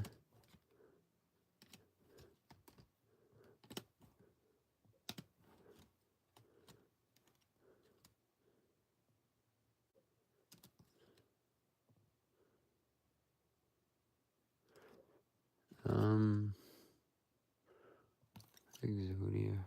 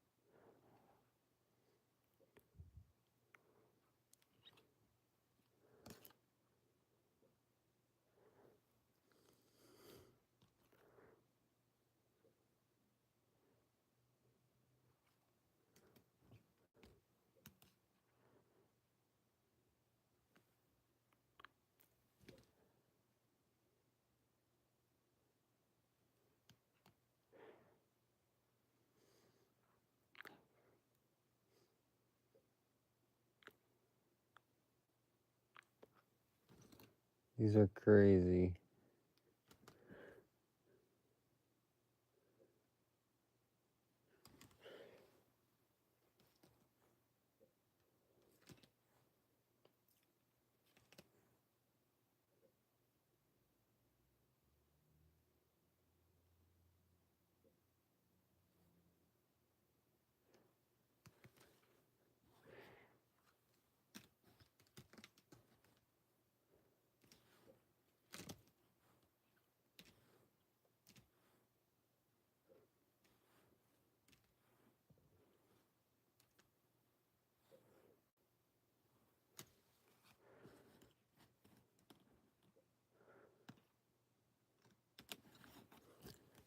I don't know where the blue eyes went. It's right.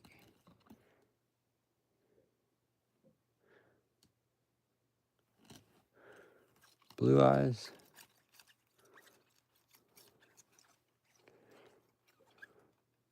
Dude, I love this card.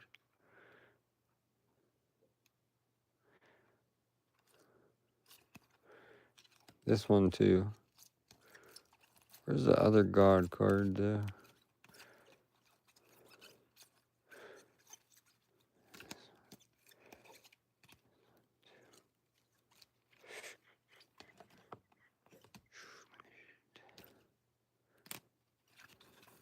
Obelisk.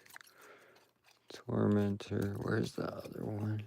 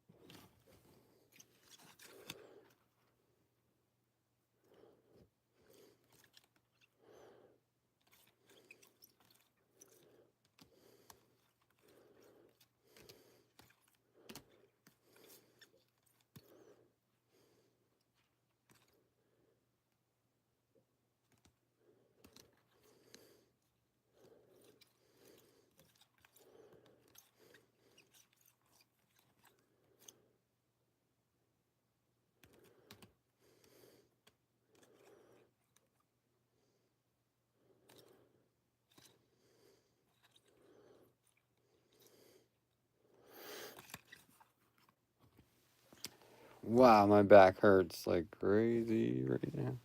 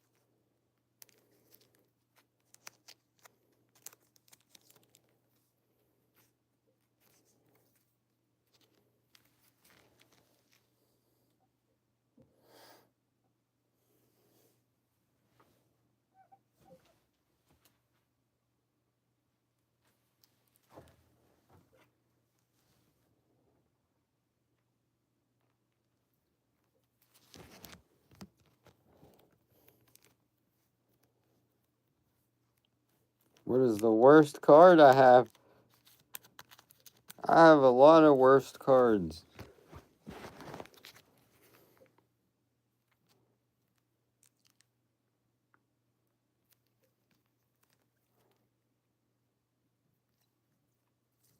Here's the other one.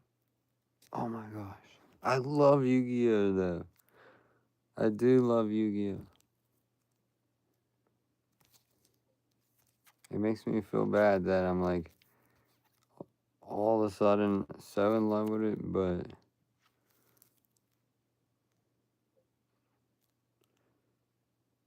Red Eye Zombie Dragon. The freak is this stuff? Oh my gosh.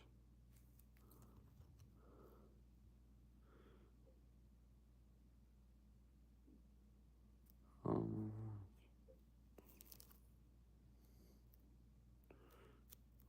Speedo.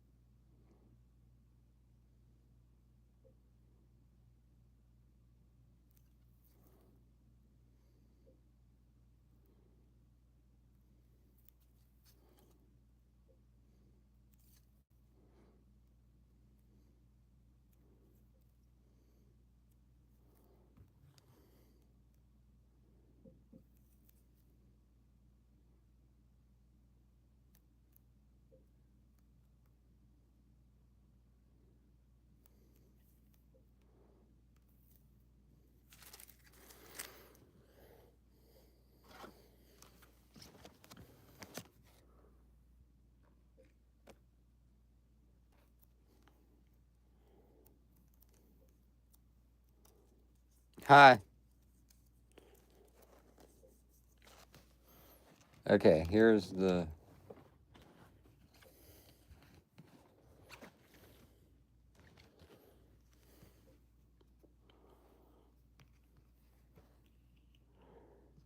Egyptian god cards.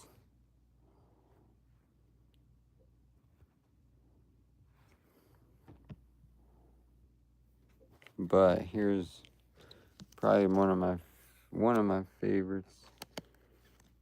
Probably not worth much, but still my favorite card.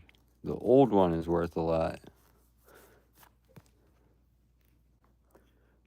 And I love this one because it's shiny, I think. I can't tell. I can't tell. Looks like it's hollow. Yes, it is. Oh my gosh, it looks crazy. Dude.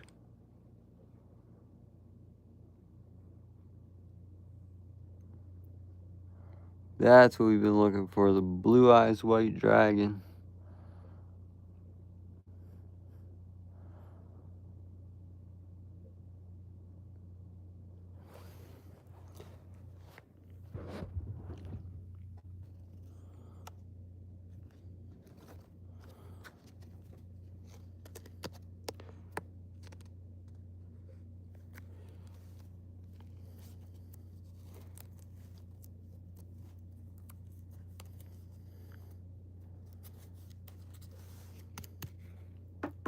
Hey, everybody.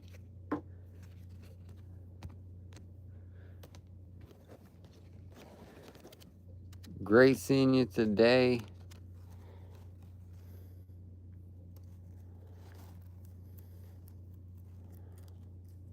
I'm going to take a break. I'll be right back. Thanks for 36 likes. We talked a lot about just whatever. It's fun.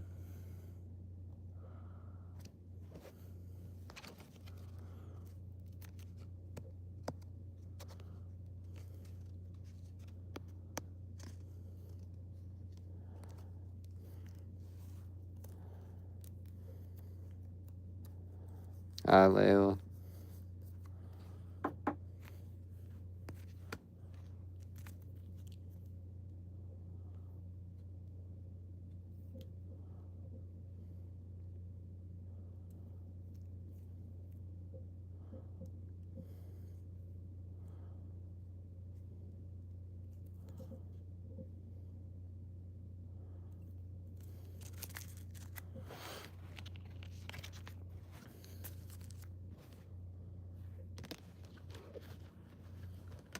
Nah, bro.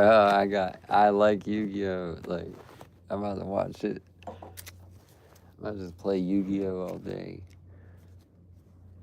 What the heck?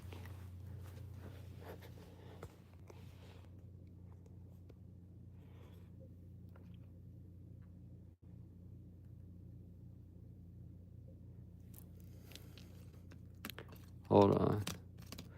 Elemental Heroes. Elemental.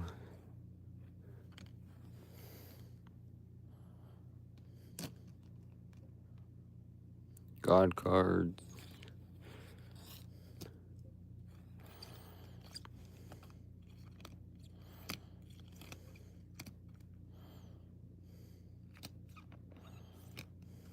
Dark Magicians.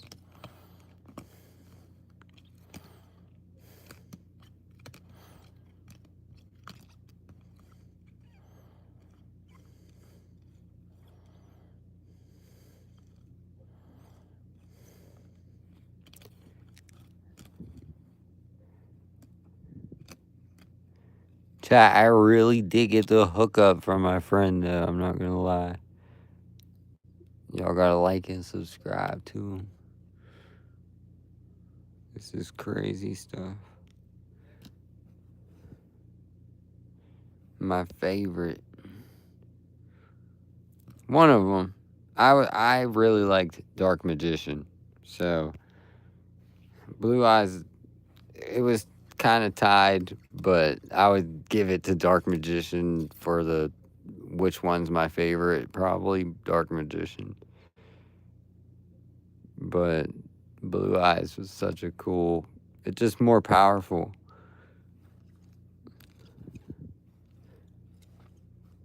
But here's side by side my favorites right here. Oh, dude, these three are so classic.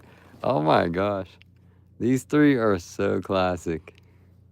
Dark Magician, Blue Eyes White Dragon, and Red Eyes Black Dragon.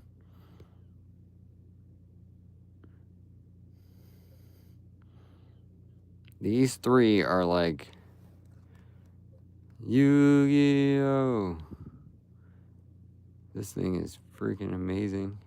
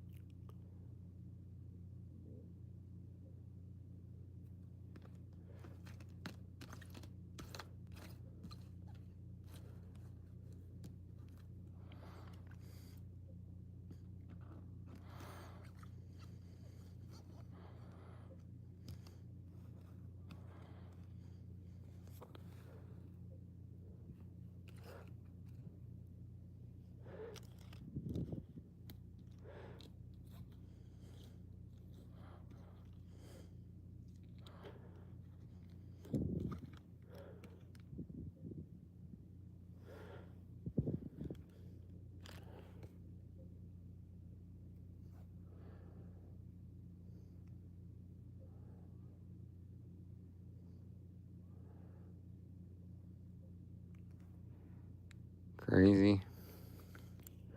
25 years goes quick. You know why? Because eventually you stop thinking about, like, eventually you stop thinking so much and time goes so quick. Like, you just keep doing things, forgetting about time, and eventually time just goes. And it's just how it is. It's a beautiful thing, beautiful thing.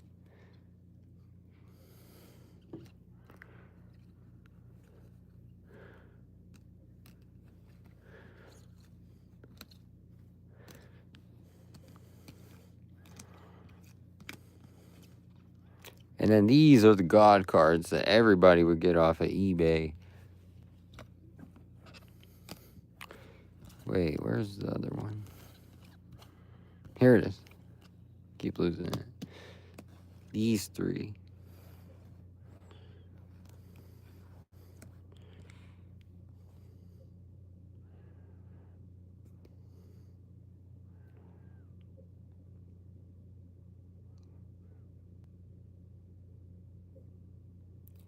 Cool stuff.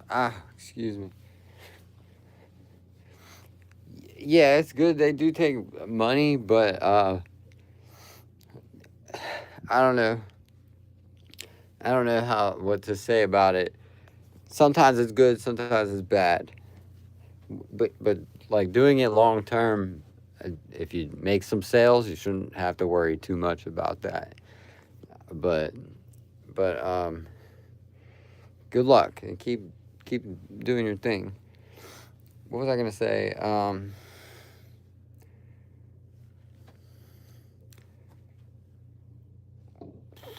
So I'm building each thing. So I got Pokemon, Yu-Gi-Oh, and like I still have some packs in here that it's a whole box full. But I got Magic also. So I'm not looking to sell, I'm looking to grow the collection. Because this stuff, it keeps getting lost in time. Like before you know it, it's just done. You know what I'm saying? You're gonna have to pay a lot of money to get all your stuff. That whole There's a lot of good cards. And even to get one of those cards costs you a lot of money, bro. Just trying to find the pack or just find the sell. Anyway, yeah, it's important for me to have a base collection for each thing. Each thing I got like football, baseball, basketball, hockey. I got some hockey cards. Base. No, I wouldn't count hockey. But those three sports. Then I got Yu-Gi-Oh, Magic, Pokemon, and then I did Minecraft, Disney, and then I did Fortnite, and then I have Marvel cards, but I'm pretty much, Lorcana. So Disney Lorcana. So basically, if you see where I'm getting at, is like, I'm not gonna sell those. Those are now part of my startup collection that I'll probably keep them for years and years and years and years. But some of them will get sold.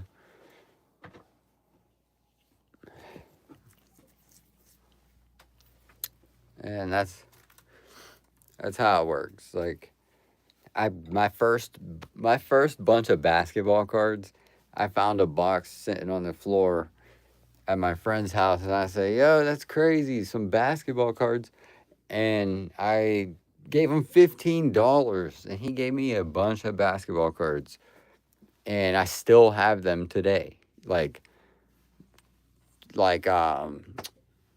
just a bunch of cards. John Stockton, so many John Stocktons, Karl Malone. I had this one Karl Malone rookie card. I sold it. It was crazy, bro. I sold that Karl Malone for like $300 or something crazy, and I paid $15 for that box. So it was a high school friend, but it was crazy, bro. It was crazy. I still have some cards out of that I'll probably always have, which are like maybe the Ken Griffey Juniors that I got out of it. Like I said, I'm gonna I 100% be keeping like the blue eyes, all these blue eyes and Dark Magician, 100% keepers. This is actually what you're looking for in this box. So this is like the best card you can get. See? So now I have this whole box that I could just slang because I already got this. So I could just sell that box. Like these God cards. Like I said, bro, these are the classics. These are the classics. Maybe not the original, but they still are classics. I don't care how much they're worth. I just know that I had to get started.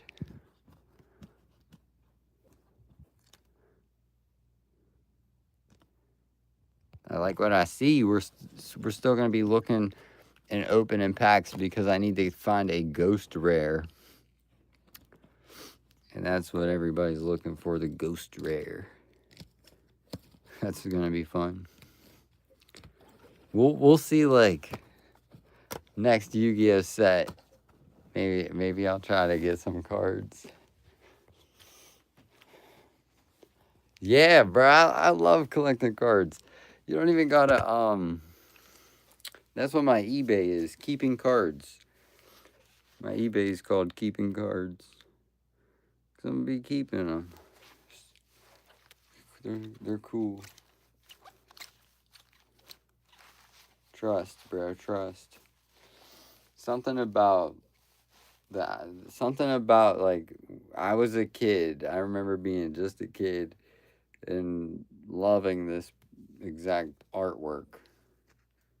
It wasn't all shiny the way it is like that. Like the whole entire card is shiny. It was just a basic back in the day. Love y'all, man.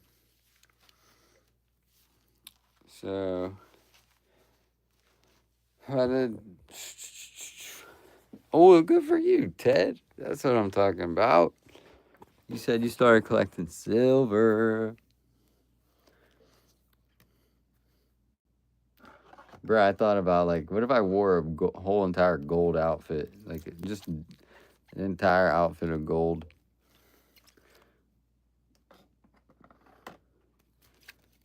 Why don't people do that more often? You know what I'm saying? Like, you don't see that. Like, an entire outfit made of gold.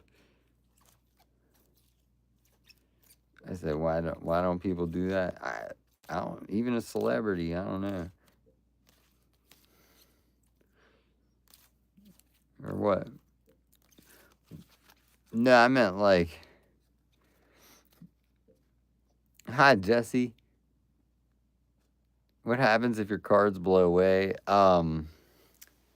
They don't blow away. They go away. I put them in the sleeve. Put them in a sleeve. See, like right here.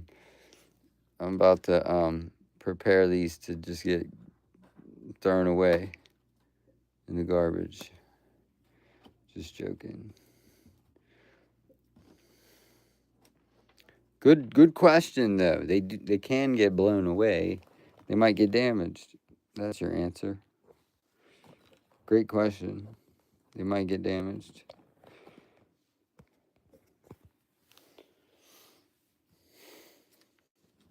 You want to be careful. Floods, all that stuff, bro. That's a real thing.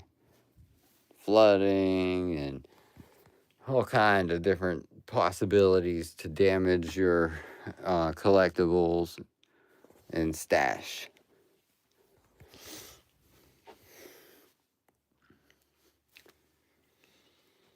But this is crazy. This is crazy. Because I really got this thing. This thing changed it all. Like, when I pulled that, I was just like, all right, I gained so much more confidence in, like, the whole thing. Like, I just can't even.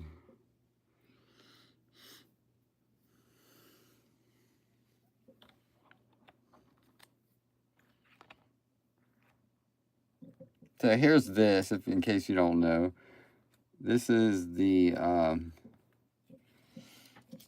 pieces of Exodia. And it's like arm, leg. And then somewhere in there you saw that I had the head somewhere in here. I don't know where it went, but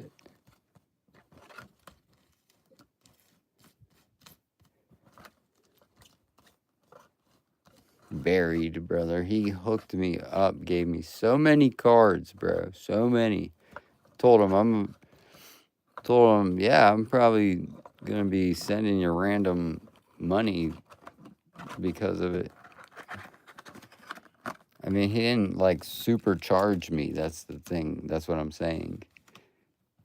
Like, he didn't charge me some crazy price. He just hooked me up like a brother. Because he knows I love the cards. He loved these too. Like, his grandfather bought him some of these from. So, I'm going to take care of these, y'all. Just saying. That's the deal.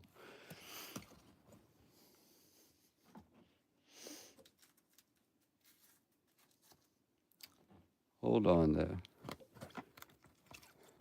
Here it is. Wait.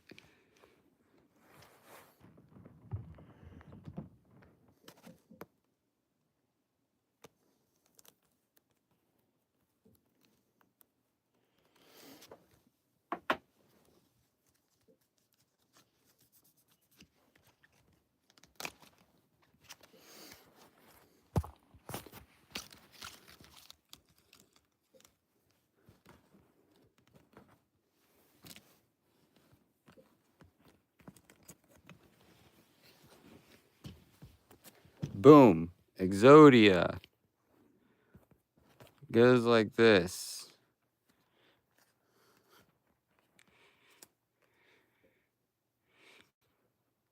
Crazy, y'all, right? Crazy, eh? Crazy, eh?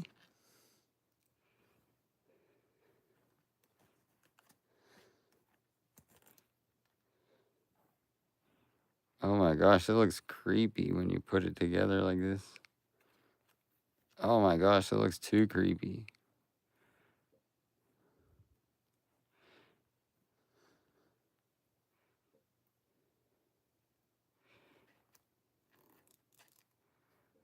What do you think? Am I missing one? Are you sure? Right arm, left arm. There's 5 pieces of Exodia, bro.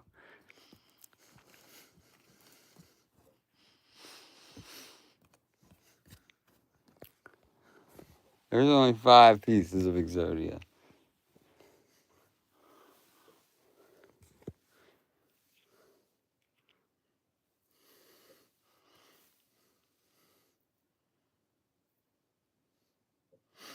Upper middle. Nah, there's 5 pieces. I'm pretty sure. That's the 5 pieces of Exodia. Which is, if it was the old school Exodia pieces, we're talking bread. But that's like the 2020. Let me see. Like, what's the big deal on Yu-Gi-Oh? I really don't care to make money off of it. I'll do that later. Right now, I'm just collecting and preserving. Preserve and collect.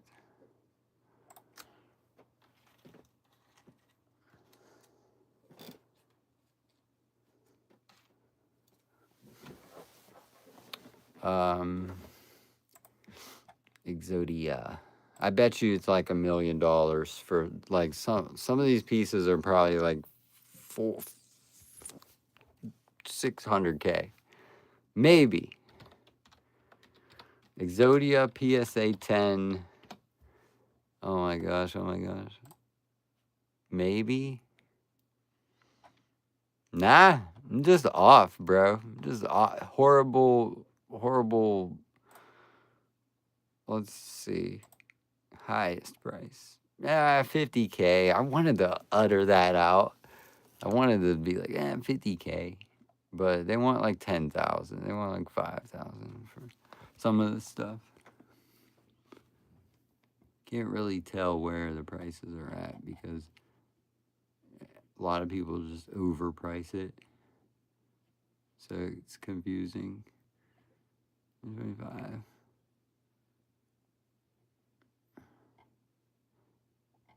This is not, by the way, the card that I have. This is from 2004. Like, see, 1996. I don't know how that works out, but. Oh my gosh. I forgot.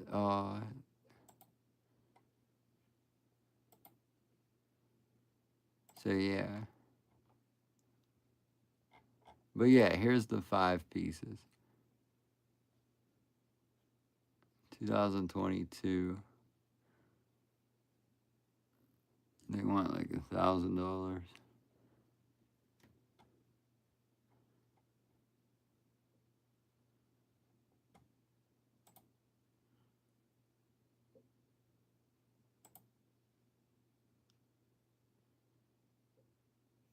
Okay, so the deal with this card.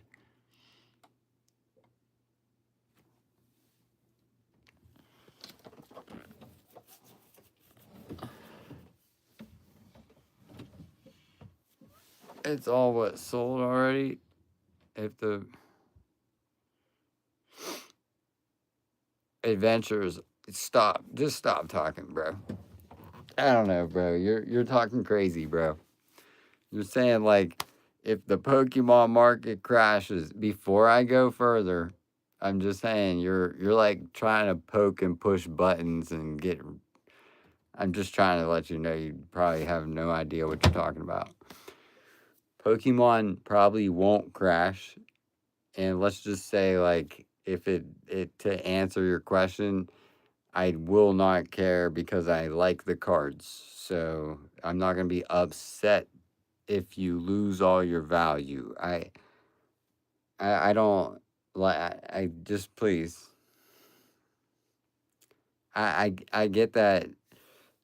I understand. How many cards do you have? Let me ask you a question. How many? What's your best card? Let me ask you that. What's your best card?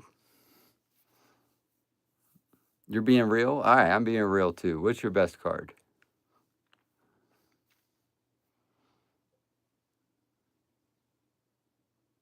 You've had it happen to you? Did you hold your cards or did you sell them and let them go or throw them away when that happened? And I'm just curious, like, what's your best card? What? Not that it matters. It just sounds like you're like jealous about like me having some cards and it crashed on you. So you're kind of like jealous about my excitement.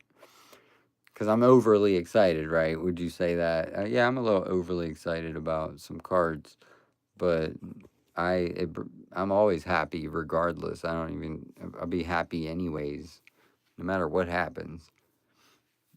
So that's why I'm trying to say is like, please stop talking because you're like assuming that I would be upset about lost value when my value's only going up regardless. So I just don't get the panic. I don't understand the panic. I see you saying sell, sell, sell, sell, sell, sell. Bro, the market goes up and down. If you think this stuff is just gonna disappear, that's just very highly unlikely. People have been enjoying the hobby because it's a way to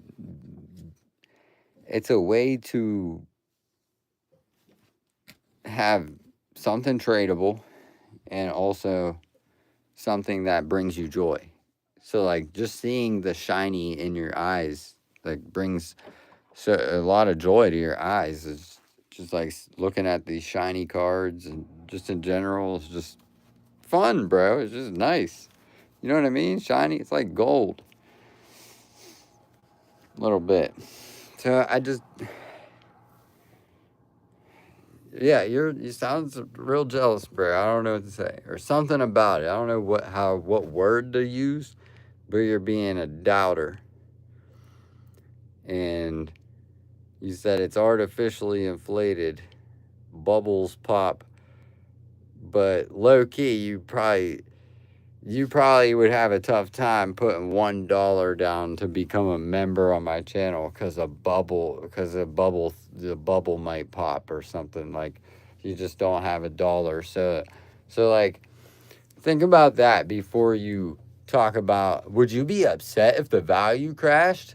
Would you become a member if the value crashed? That's the real question. Would you even become a member if that happened? Probably not, bro. Probably not. But I get that you're being realistic, but I'm being more realistic. I have so much stuff that if the market crashes, I literally have so much anyways. So I will always be good. I have some rare things. You know what I'm saying? Do you know what I'm trying to say? Once you reach a point where you have so much rare stuff, you're good. Like you're not about to, like, it's not going to zero. What do you think? It's going to go to zero? What is going on, bro? You think I'm going to have to give it away for free? Is that what you're simulating? The market crashes. Uh-oh, now you got to give it all away for free. Like, I'm just so confused by your,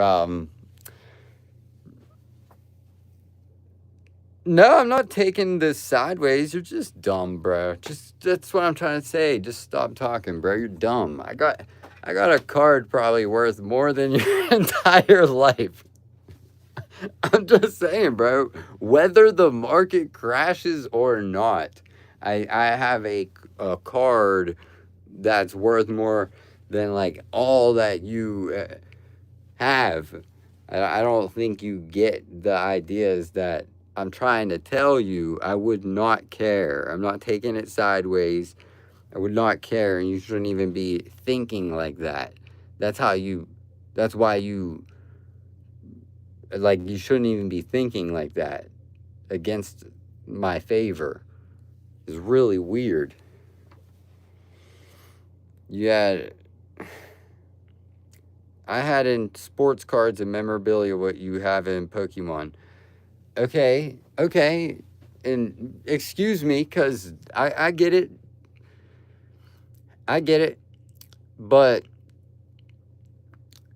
excuse me, because I just don't like that. I do understand why I don't like that, because that's not even an option. You know what I'm saying?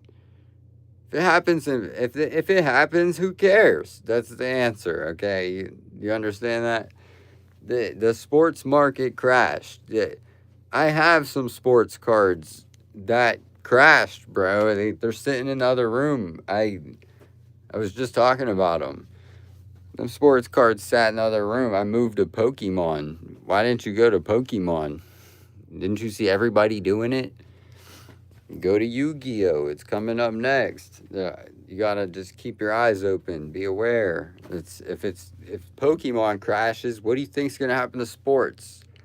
You think sports is just gonna disappear too? I'm telling you, bro. It's collectibles, bro. People are loving it right now.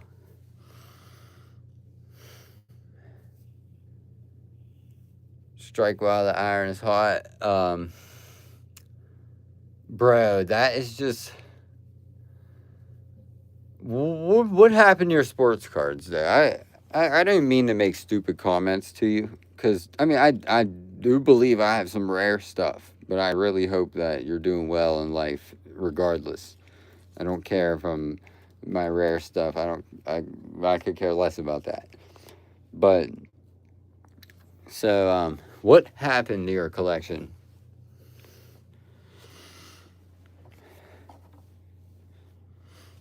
Like, what did you end up doing that you're trying to warn me from?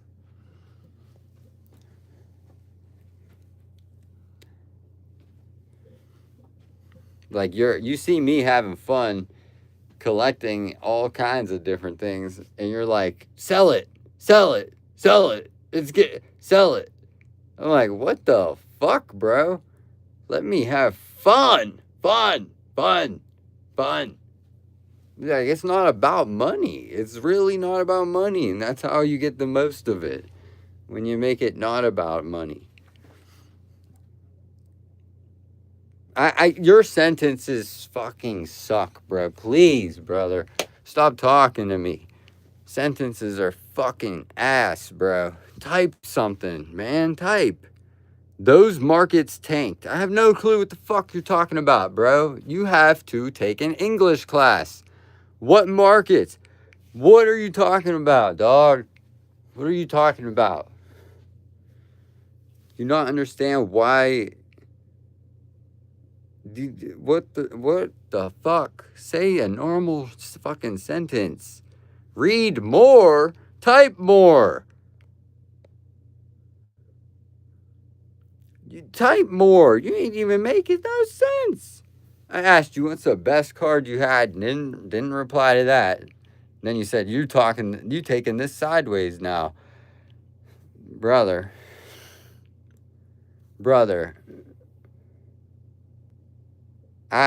All I'm asking is, like, where are you coming from, bro? Bro, yeah, because you fucking chose to do Beanie Babies and Pops. And they tanked. Okay? Because your fucking personal experience with it, that shit has nothing to do with Bro, I go after better brands. Okay? You're talking about Funko Pop and Beanie Baby. And first of all, Funko Pops do very well. They're still, you get some rare ones, dog. It's about selling and buying and selling and trading all your way up to a nice one, a real nice one. You know what I'm trying to say?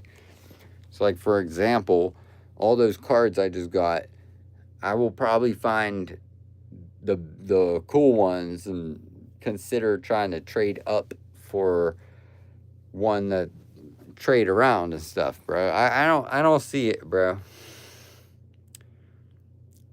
Yeah, then why the fuck are you talking about Beanie Babies and Pops? And then you're gonna turn around and be like, I don't touch those. I didn't touch those. Why the fuck are you talking about it then? What the fuck is wrong with you, bro? Dead ass, bro. I can't not stand that fucking internet, bro. Fucking internet's so dumb. So fucking dumb half the time. Brother, you are talking about fucking Funko Pops and Beanie Babies.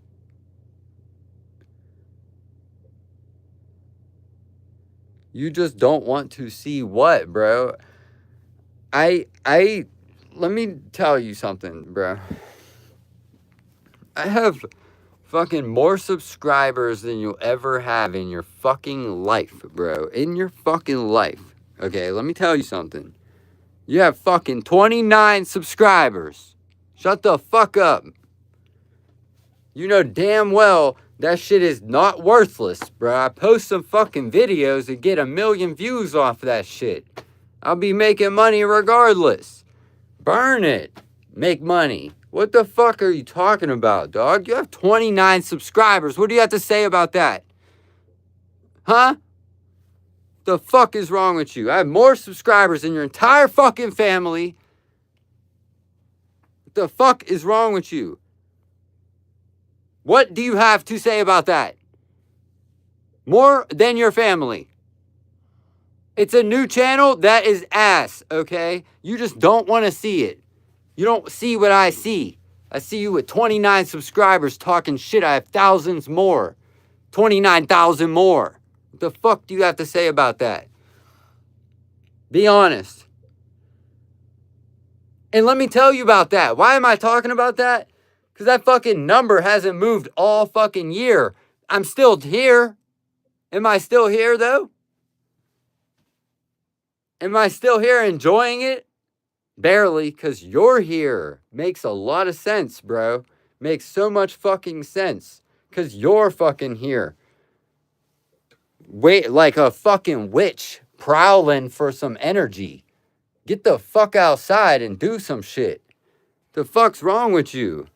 Dead ass, bro. You ain't never gonna have more subscribers than me, bro. If you did, good. Good. Because I fucking hope I lit a fucking fire in your ass. You ain't got shit. Shut the fuck up. You don't know shit about me. So shut the fuck up. Don't ever say you when talking to me. Okay? Just talk about yourself. How fucking dumb you are. Because the market crashed. Shut the fuck up. Fucking dumb as shit. You went quiet. I get women, though. Shut the fuck up, bro. You are retarded, bro. You talk about retarded. And think about it. Are you fucking retarded? Talking about I get women, though. What the fuck? This dude is all backwards, bro. All fucking backwards, bro. Shit like that really pisses me off, bro. You probably don't. So, all that shit you probably fucking don't. And I probably fucking do. That's probably the worst part. You're fucking dumb. Dead ass. I just hate people like you. I'm sorry. I mean, I don't take it personal. Outside the basement. But, bitch, I'll go the fuck outside right now, bro. And, bro, I'll go the fuck outside. You're gonna watch me go outside. Strangle the fuck out this dude.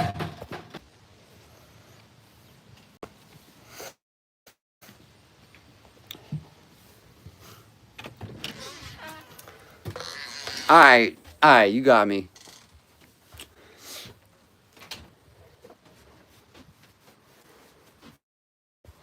You're retarded. You should have just said that.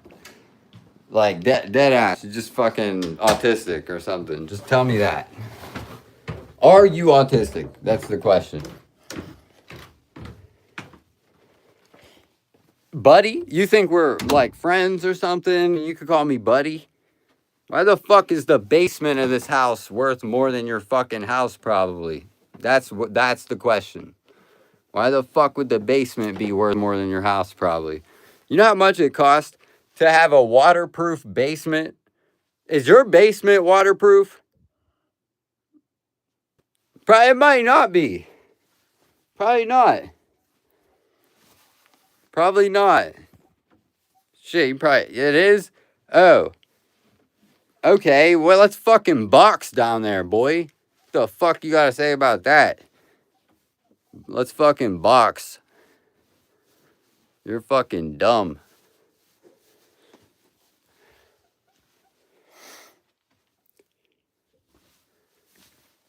Why the fuck do I got a card worth probably more than your fucking house, though? I don't want to box with you? Alright, then. Hey, bro, Newcastle, Pennsylvania. Newcastle, Pennsylvania, boy.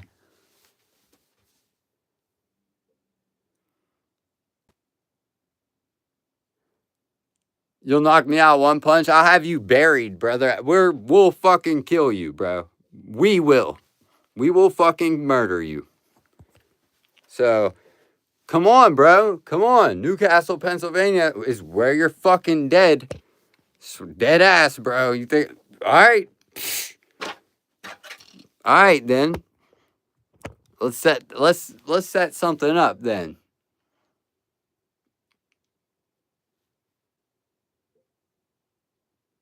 So, murder. Let's set something up.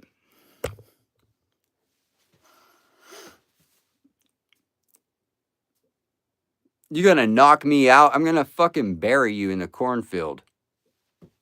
What the fuck you gotta say about that? Buried in the corn? Children of the corn?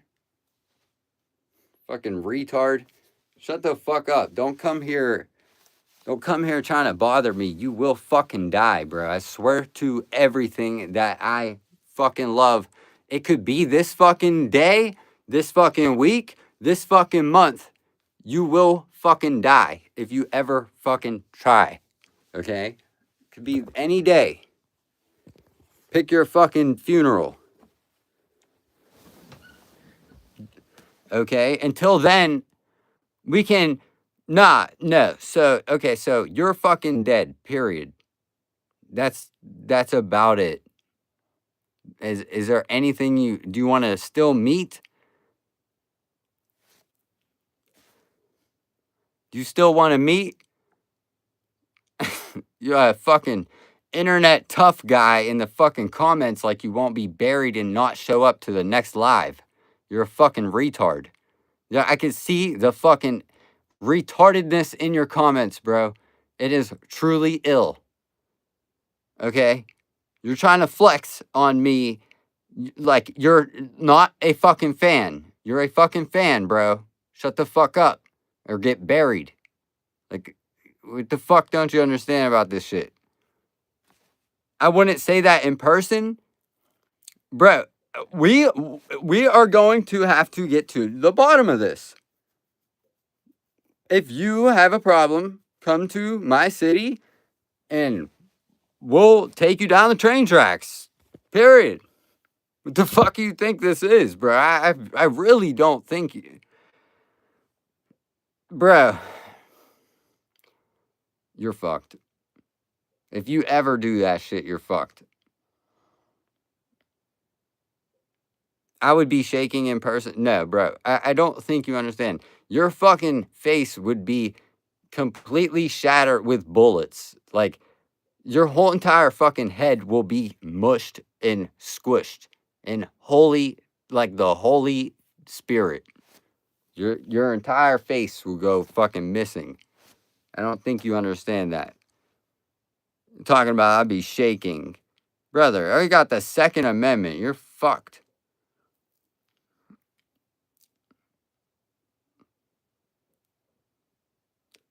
It's all recorded. Brother, I am not going to get caught.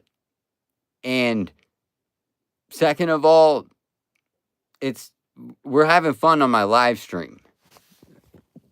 So if you're a dumbass, don't know how to have fun because you're fucking autistic, okay, you don't know the fucking idea of fun or something about it, something bothered your fucking brain specifically. There's a bunch of different brains in here, but your brain just fucking ass, bro.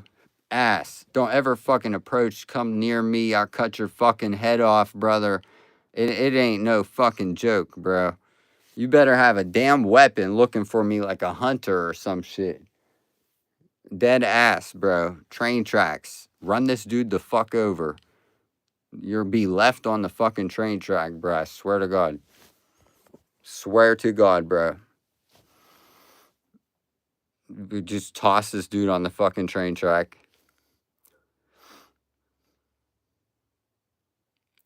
We can box if you got a box, but what the fuck are you?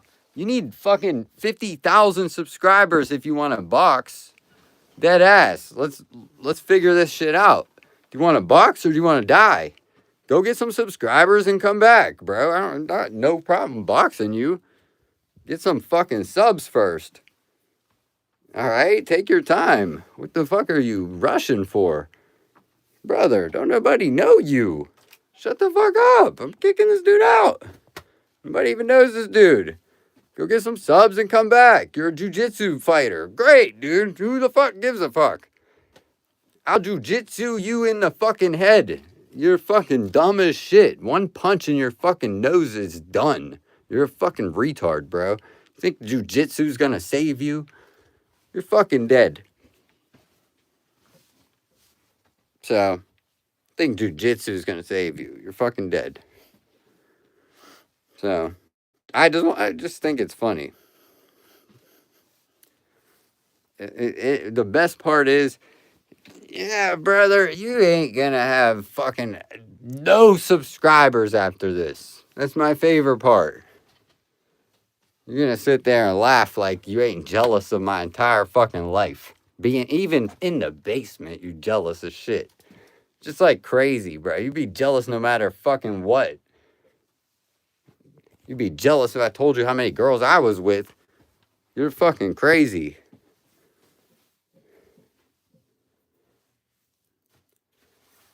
I'm not threatening to kill people. This is a live stream, brother. It's called freedom of speech. Hello? I can say whatever the fuck I want to you. Why could you say what you want, but I can't? I will fucking murder you, bro. You're fucking retarded. This is my live stream. Welcome to the fucking ruler show, bro. You're fucking dumb as shit. I rule the rules on this bitch. You're fucking dumb. You got a fucking autistic brain. This shit, you're the only person here that has a problem with it. You're autistic as fuck.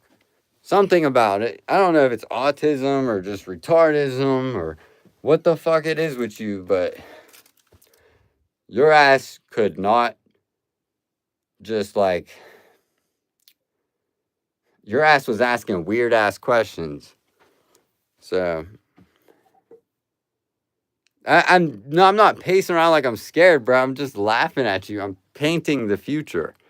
Like, you're a fucking retard, bro. You ain't doing shit, first of all. Swear to God, bro, you're a waste of time. I'm literally just pacing back and forth because I'm hyped up because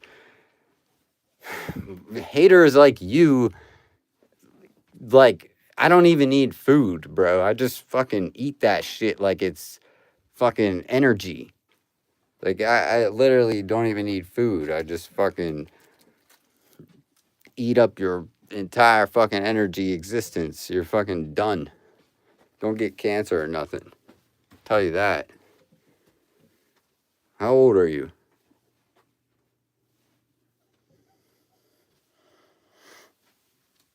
How old are you? Just curious.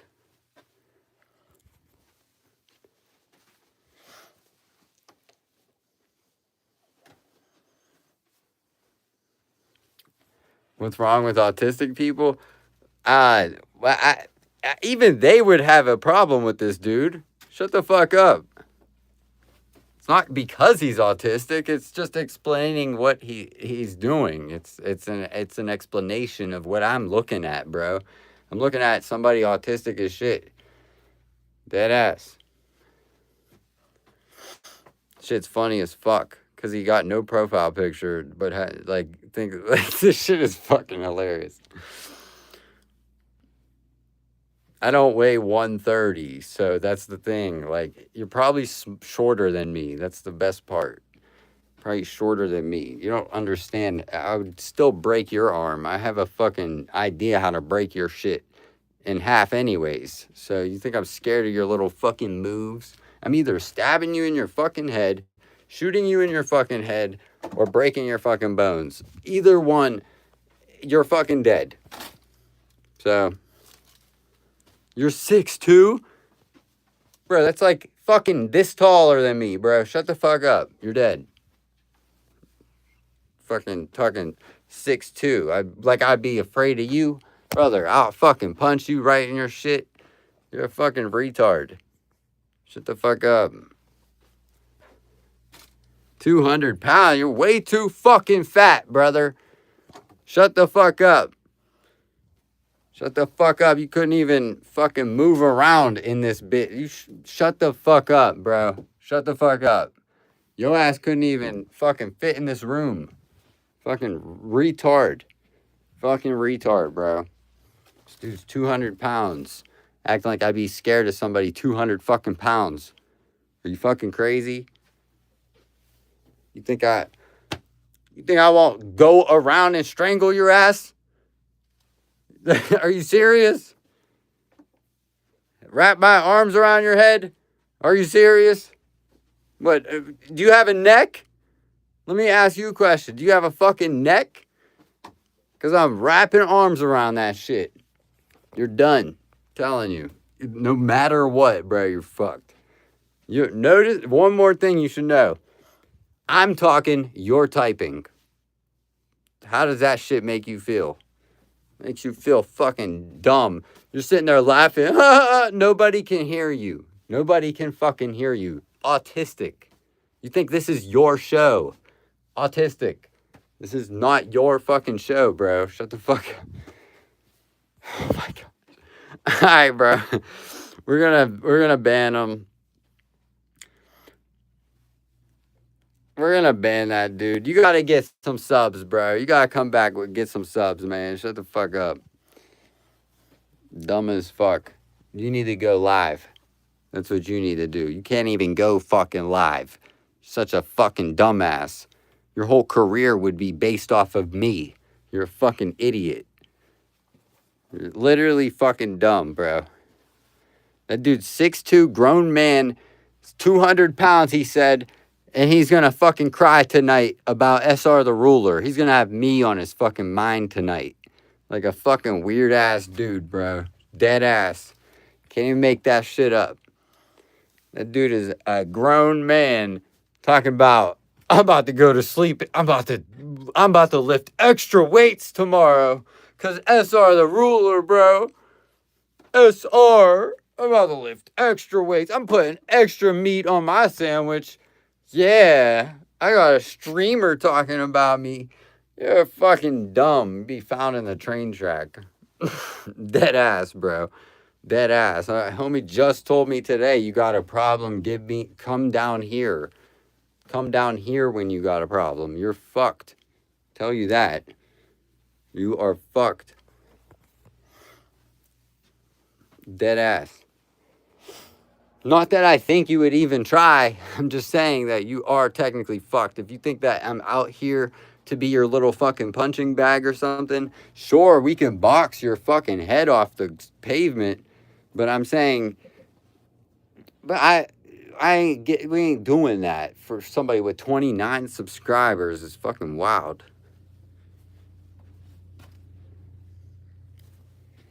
If what I'm doing is illegal, then you need to call the police because that shit is not illegal. I don't even know who the fuck that is. So shut the fuck up. If that's illegal, I would have already been in trouble.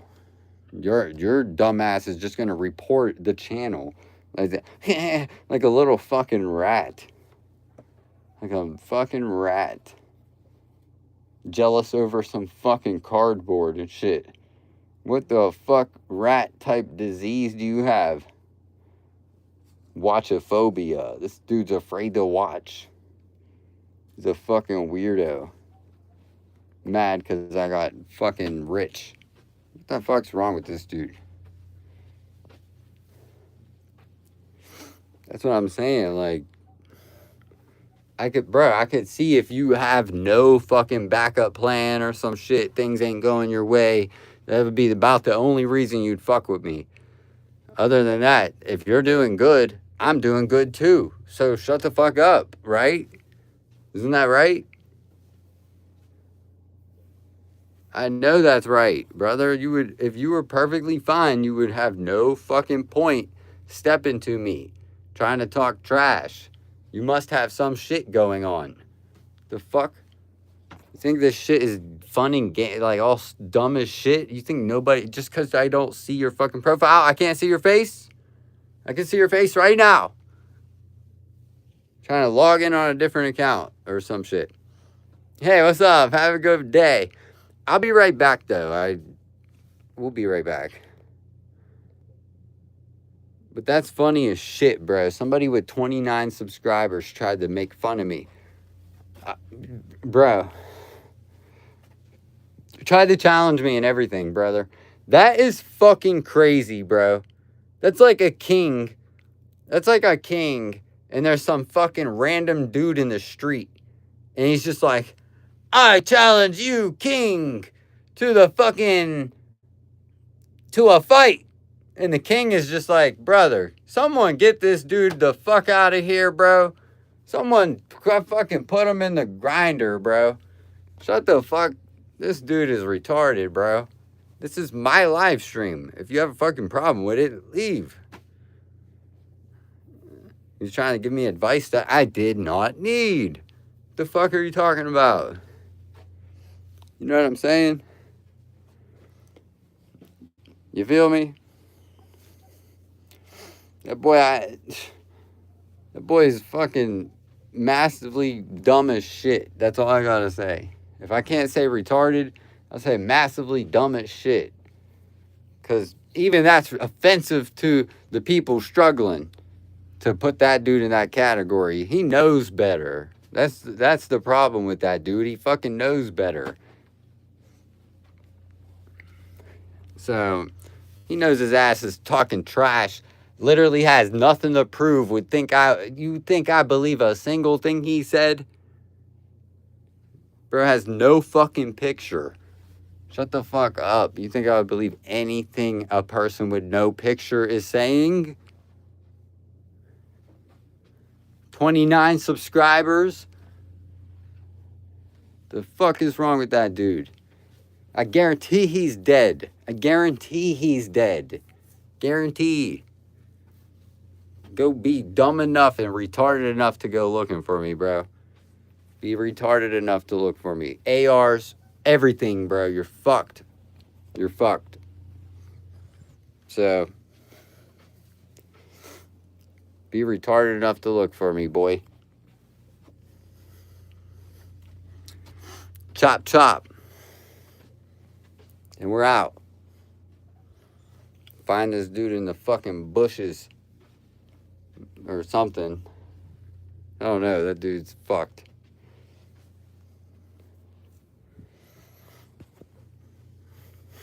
Dead ass. You think I'm playing? And that dude's dumb as fuck. Like, he would probably... See, that dude suffers from 6'2", but not cool. Like, you're like 6'2", but you're not fucking cool. You know what I mean? Like, yeah, you got some height to you. I'm 6'2" if I do my tiptoes. But, like, I'm 5'10", and I'm cool as shit. Like, you are 6'2" and whack as fuck.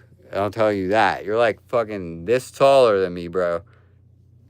Like, I don't understand. I don't understand. What the fuck?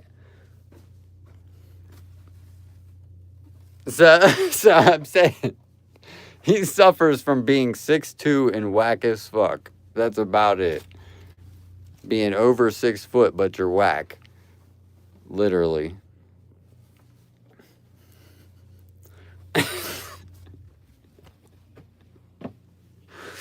Oh my gosh, I know he's so mad too.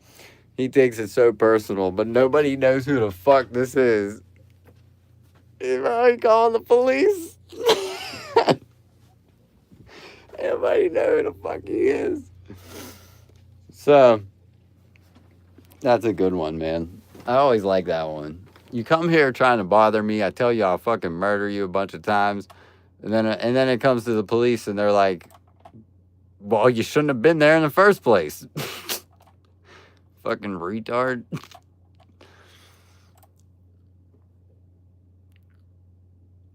Anyways, thanks for 43 likes, regardless of y'all was hating. So, y'all was gonna hate regardless. See ya.